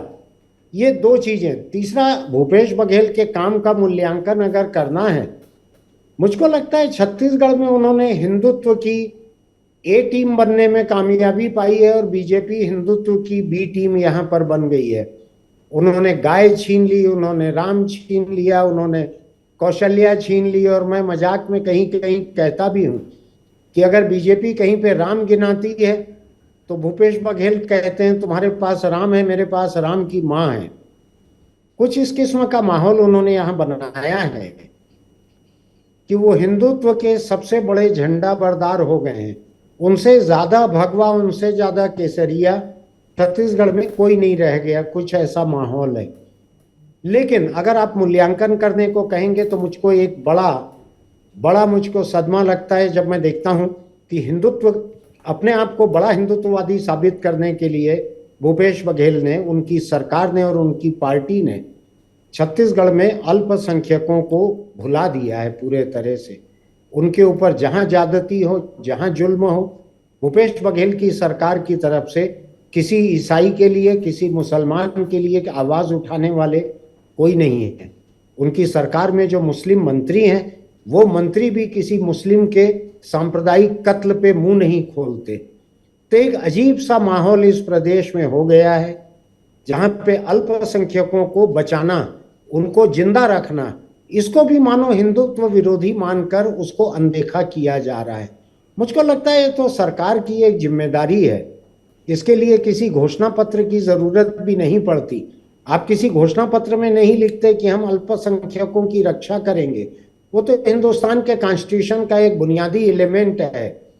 देखिए, मेरा ये मानना है कि हिंदुस्तानी संविधान के बुनियाद में जो बात है, अल्पसंख्यकों की रक्षा करने की जो बात है, उसमें छत्तीसगढ़ में भूपेश बघेल की सरकार सोच समझकर नाकामयाब हुई है। जब इन्होंने यहाँ पर ईसाइयों के ऊपर जो हमले हो रहे हैं, बस्तर में जो आदिवासी ईसाई बन रहे हैं, उन पर जो हमले हो रहे हैं, उनको सरकार सोच समझकर अनदेखा कर रही है। जो बीरनपुर नाम के छोटे से गांव में जो सांप्रदायिक तनाव हुआ, हत्याएं हुई वहां पे हिंदू और मुस्लिम दोनों की, वहां पे हिंदुओं के लिए तो बीजेपी वहां जाके आ गई। पूरा विधायक दल डॉक्टर रमन सिंह की अगुवाई में हिंदू परिवार में जाके आ गया। मुस्लिम घर के सामने से धूल उड़ाते ये काफिला निकल गया, लेकिन बीजेपी वहां नहीं गई। ये तो समझ में आता है। कांग्रेस सरकार, कांग्रेस पार्टी, भूपेश बघेल, वहां के स्थानीय कांग्रेस विधायक जो कि मंत्री भी हैं रविंद्र चौबे, अकेले मुस्लिम मंत्री भूपेश बघेल के, इनमें से एक ने भी उस गांव जाकर उस मुस्लिम परिवार में हमदर्दी तक जाहिर नहीं की, जिसमें अब केवल 2 विधवाएं बच गई हैं। 4 बच्चों के साथ, 5 बच्चों के साथ 2 विधवा बच गई हैं। किसी एक ने वहां पर जाकर बात नहीं की। वहां से 10 किलोमीटर तक जाकर इनके मंत्री जन्मदिन मना के आ गए। भूपेश बघेल अभी वहां जाकर आ गए 10 किलोमीटर दूर, लेकिन उस गांव में उस मुस्लिम परिवार, उस साहू हिंदू परिवार, किसी के यहाँ ये नहीं गए। मैं इसको चुनावी कामयाबी नाकामयाबी से जोड़कर नहीं देखता, मैं इसको एक आंतरिक नाकामयाबी के रूप में देखता हूं। हो सकता न रोक पाए, हो सकता है उनके पास में कोई विकल्प न हो कि हमको तो जाना, आखिर में कांग्रेस को ही साथ देना है, हम बीजेपी के साथ थोड़ी चले जाएंगे, ऐसा हो सकता है। लेकिन मुझको लगता है कि ये एक सैद्धांतिक शिकस्त है यहाँ पर जी कांग्रेस पार्टी की और भूपेश बघेल की। ठीक, तो उसके बिना उनका मूल्यांकन नहीं करूंगा। लेकिन मैं यहाँ पे इतना जरूर कहूंगा कि विजुअल तो उन्होंने चला दो। किसानों के लिए जितना किया है, कर्ज माफी और धान काम, उन्होंने अपनी जीत सुनिश्चित कर ली है। इस तबके के बीच में, किसानों के बीच में वो सबसे कामयाब नेता हैं, उनके सबसे जन कल्याणकारी नेता हैं। शायद चुनाव में उनकी जीत में ये तबका सबसे अधिक योगदान देगा। शुक्रिया सुनील जी। आलोक पुतुल जी, आपका कंक्लूडिंग रिमार्क, भूपेश बघेल सरकार, उनकी स्टाइल ऑफ पॉलिटिक्स और उनकी सरकार की परफॉर्मेंस, और कौन से मुद्दे हैं जिनको लेकर वो जनता के बीच जाएंगे, और क्या इसमें एक और सवाल, सॉरी, कि क्या पार्टी में उनका कोई चैलेंजर नहीं है? उन्होंने अपनी पोजीशन बिल्कुल सीमेंट कर रखी है, मजबूत कर रखी है। आपने जो आखिरी सवाल पूछा वहीं से मैं शुरू कर रहा हूं जी। जब छत्तीसगढ़ में कांग्रेस पार्टी की सरकार बनी, उसके बाद मुख्यमंत्री पद के 4 दावेदार थे, भूपेश बघेल, टीएस सिंहदेव, ताम्रध्वज साहू और चरणदास महंत। 2.5 साल पर यह तय हुआ कि टीएस सिंहदेव और भूपेश बघेल मुख्यमंत्री बनेंगे। किन्हीं कारणों से जो है वो वादा पूरा नहीं हो पाया। भूपेश बघेल लगातार बने रह गए। ये कहना तो ठीक नहीं होगा कि उनका कोई चैलेंजर नहीं है। चरणदास महंत को अगर मुख्यमंत्री बनने का अवसर मिलेगा तो वो जाहिर तौर पे बनेंगे। टीएस सिंहदेव बार बार दोहराते रहते हैं, स्वाभाविक दावेदार हैं। ताम्रध्वज साहू भी हैं। तो मुख्यमंत्री रहते हुए भूपेश बघेल को भले चुनौती नहीं मिल रही हो, लेकिन चुनाव के समय, चुनाव के बाद क्या हालात बनेंगे वो कहना थोड़ा मुश्किल है। दावेदार ढेर सारे हैं। पहला सवाल, आपने जो कहा कि मुद्दे क्या होंगे, स्थिति कैसी होगी, परफॉर्मेंस क्या रहा है।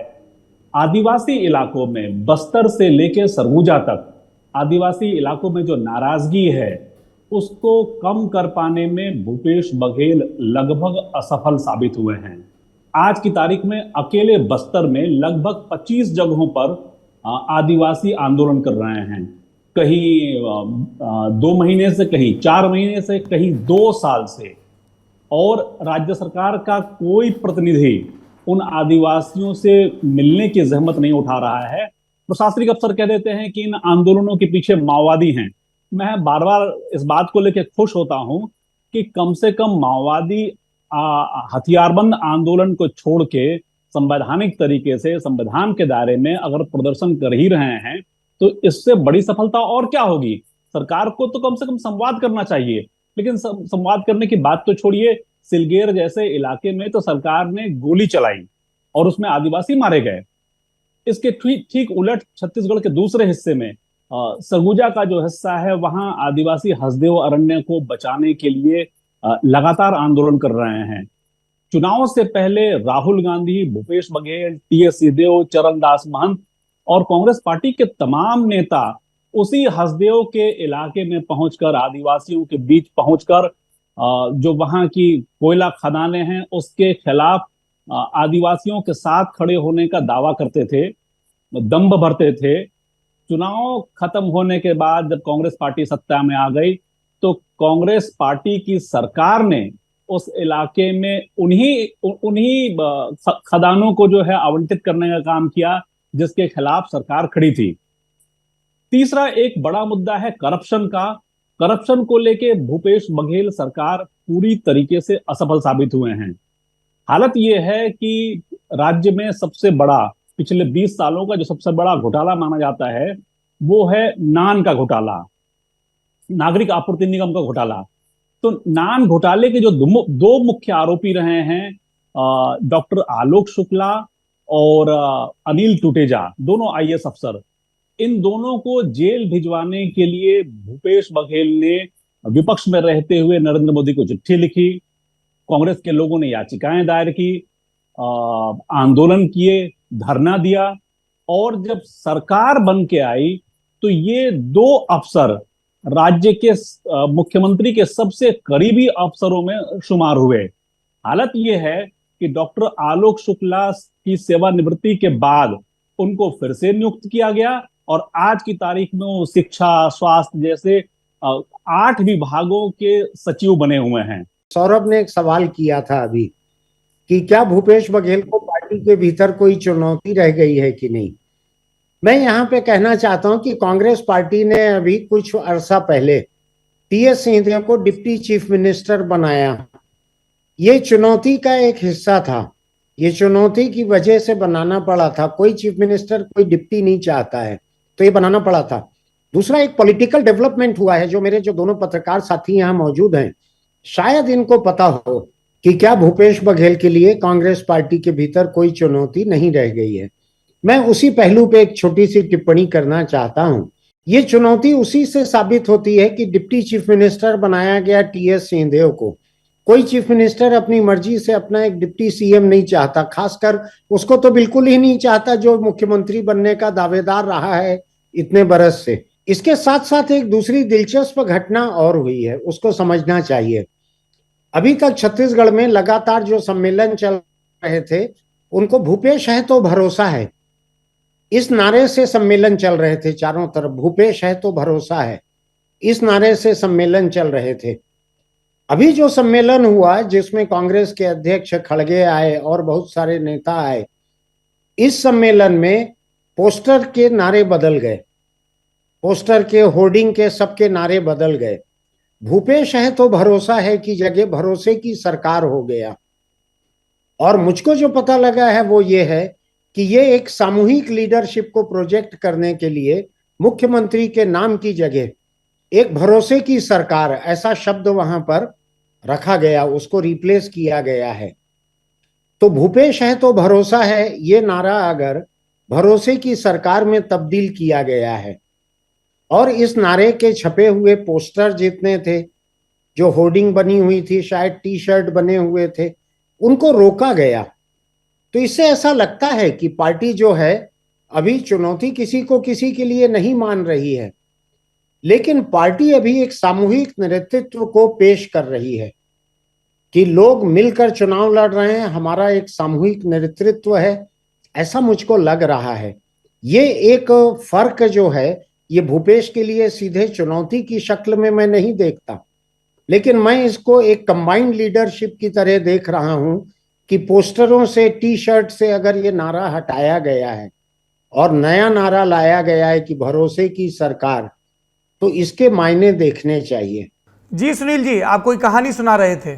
देखिए, कहानी ये है कि जिन राम विचार नेताओं को अभी सरगुजा से टिकट दिया गया है, आदिवासी नेता हैं, ये रमन सिंह के समय पंचायत मंत्री थे ये, और रमन सिंह ने इनको एक दिन बुलाकर कहा कि आपको होम मिनिस्टर बनना है, चूंकि हम बस्तर में सलवा जुडूम शुरू कर रहे हैं और उसमें बड़ी संख्या में आदिवासी मर सकते हैं।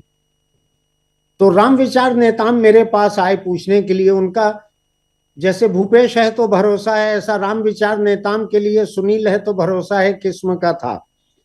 तो वो मेरे से राय लेने कभी कभी आ जाते थे। तो वो मुझसे पूछने आए कि मुझको कहा जा रहा है कि सलवा जुडूम शुरू होना है, बस्तर में आदिवासी मौतें होंगी, तो बृजमोहन अग्रवाल को गृह मंत्री अब रखना ठीक नहीं है, ऐसे में एक आदिवासी को गृह मंत्री बनाना है। तो मुझको कह रहे हैं डॉक्टर रमन सिंह कि आप गृह मंत्री बनो, तो मैं क्या करूं? तो मैंने उनके हित में कहा कि आप मना करेंगे तो किसी दूसरे आदिवासी को गृह मंत्री बना दिया जाएगा, लेकिन आपके नाम से पार्टी में ये बात दर्ज हो जाएगी कि आपने जिम्मेदारी और चुनौती के मौके पर पार्टी को पीठ दिखा दी, पार्टी को दगा दे दिया। तो आपके हित में ये है, क्योंकि ऐसा कोई अभियान बस्तर में सलवा जुडूम नाम का जिसमें मौतें होंगी बड़ी संख्या में, ये गृह मंत्री तो नहीं चलाएगा, ये तो मुख्यमंत्री ही चलाएगा। तो आपको अगर कहा जा रहा है तो आपको जाना चाहिए, आपको मंजूर करना चाहिए चुनौती को। तो राम विचार नेता मेरे पास से उठ के गए और जाकर उन्होंने हाँ कहा रमन सिंह को, और उसके बाद वो गृह मंत्री बने और अगले दिन से सलवा जुडूम शुरू हुआ, जो इतिहास में दर्ज है कि उसमें कितने जुल्म हुए, कितनी मौतें हुई, दसियों हजार लोगों की बेदखली हुई, 25-50 हजार लोग शायद आज तक बस्तर लौट नहीं पाए हैं, इतना सब कुछ हुआ। तो राम विचार नेता जिनको अभी कैंडिडेट बनाया गया है, मेरा ये मानना है कि बस्तर के एक बड़े हिस्से के, जितना नक्सल प्रभावित हिस्सा है, वहां के लोगों के, जो सलवा जुडूम प्रभावित लोग हैं, उनके बीच में राम विचार नेता की वो यादें हैं।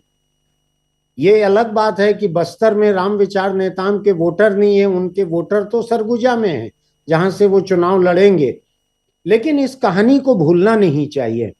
ये कहानी आदिवासियों के ऊपर जुल्म की एक कहानी के रूप में दर्ज है, जिसमें राम विचार नेता का कोई व्यक्तिगत योगदान नहीं था, लेकिन रमन सिंह की सरकार ने कांग्रेस पार्टी के सबसे बड़े उस वक्त के बस्तर के नेता, उनके साथ में मिलकर ये सलवा जुडूम जो चलाया था, उसमें राम विचार नेताओं को एक आदिवासी गृह मंत्री चाहिए, इसलिए आदिवासी को गृह मंत्री बनाया गया था। ये एक दर्दनाक कहानी है, ये कोई बहुत मजे की कहानी नहीं है, लेकिन ये मेरी व्यक्तिगत देखी हुई है, मेरी व्यक्तिगत जानकारी की है ये कहानी, मैं खुद गवाह हूं इसका, इसलिए मैं इसको यहाँ पर दर्ज कर रहा हूं कि राम विचार नेता जो कि चुनाव लड़ रहे हैं, बस्तर के एक बड़े हिस्से में राम विचार नेताओं को लेकर, उनके कार्यकाल को लेकर यादें बड़ी दुख भरी भी हैं। तो नेता नगरी में 3 विषयों पर विस्तार से बात हो गई। आपने हमें सुना, हमारे सहयोगी निखिल को और विद्वान पत्रकारों को सुना। इस एपिसोड के बारे में आपकी क्या राय है हमें बताएं ईमेल करके, चिट्ठी भी लिख सकते हैं। ईमेल पर हमारा पता है netanagri@lallantop.com और चिट्ठी भेजने के लिए हमारा पता है Saurabh Dwivedi, editor, Lallan Top, Mediaplex FC8, ये FC फिल्म सिटी 8 है, फिल्म सिटी 8 नंबर का plot, sector 16A, Noida, Uttar Pradesh. Pin code क्या है भाइयों? 201-301। पिन कोड है 201-301। पिन कोड चूंकि मुझे भरना नहीं पड़ता यहाँ का, इसलिए हमको जैरी जी से पूछना पड़ा। तो मुझे आपकी चिट्ठियों का इंतज़ार रहेगा, मुझे आपके ईमेल का इंतज़ार रहेगा, और अगर आप कोई सवाल पूछना चाहते हैं तो हमने क्रम बदल दिया। सवाल पूछना है तो दोस्त ईमेल करना पड़ेगा। ईमेल करिए, सवाल का जवाब पाइए नेता नगरी में। नेता नगरी यहीं समाप्त होता है। कोई रिकमेंडेशन नहीं करूंगा क्योंकि किताबों का ढेर लगा हुआ है। कुछ एक बची हुई किताबें जिनके पन्ने ज़्यादा थे और फिल्में सब छूट गई हैं। इतनी अच्छी अच्छी सीरीज़ आ रही हैं। मेड इन हेवन का अगला सीज़न आ गया, कलाकूट का एक सीज़न आ गया है जो इतनी अच्छी लिखी है अरुणाब ने और विजय वर्मा ने उसमें, और गोपाल दत्त ने इतना कमाल का काम किया है। उसके बाद फिल्म ओ माय गॉड 2 देखने जानी है, और ओपेनहाइमर अभी तक बची हुई है, बारबी बची हुई है, और कौन सी है भाई लोगों, मिशन इम्पॉसिबल वो भी बची हुई है। हाँ, रॉकी की रानी, रॉकी की रानी की रॉकी की रानी की प्रेम कहानी, जो भी है, लोगों ने कहा कि मज़ेदार फिल्म है। तो ये इस बार वीकेंड पे हम लोग बचपन में जैसे काकादेव कानपुर में करते थे ना, एकदम बैक टू बैक 3 शो निपटा देते थे, उस तरीके से फिल्में देखने का इरादा है। आपका क्या इरादा है कमेंट बॉक्स में बताइए। और हाँ, एक और जरूरी सूचना, 2 शो ललन टॉप के बंद हो रहे हैं और 1 शो शुरू हो रहा है और 1 शो शुरू होने वाला है। जो शो बंद हो रहे हैं, जो और हो चुके हैं, इनमें से एक है सुर्खियाँ। हम दिन भर आपको खबरें बताते रहेंगे, लेकिन शाम को ललन टॉप शो के बाद जो हम आपको 5 खबरें 6 खबरें एक साथ बताते थे, उस शो को उतना ट्रैक्शन नहीं मिल रहा था, इसलिए इसको बंद करने का फैसला किया गया। दूसरा शो जिसे बंद करते हुए मुझे दुख हो रहा है, लेकिन वो अपने नए अवतार में वापस लौटेगा, ये है किताबी बातें। किताबी बातों को बंद करने का, किताब वाला चलता रहेगा जिसमें ऑथर से बात करते हैं। किताबी बातें जिसमें रोज़ाना एक किताब के बारे में बताते थे, उसको उतना ट्रैक्शन नहीं आ रहा है, तो इसको नए कलेवर के साथ हम एक नए नाम के साथ प्रस्तुत करेंगे, जिसका फॉर्मेट अलग होगा, पढ़ाकू विमान इसका नाम होगा। तो ये 2 सूचनाएं हैं। और तीसरा शो जो शुरू कर रहे हैं वो स्टार्टअप और नए विचारों से जुड़ा हुआ है, रोजगार के विचार से जुड़ा हुआ है, जिसका नाम है धांसू आइडिया। सोमवार को 11 बजे धांसू आइडिया का पहला एपिसोड आप ज़रूर देखिए। बहुत बहुत शुक्रिया। अपना और अपनों का ख्याल रखिए।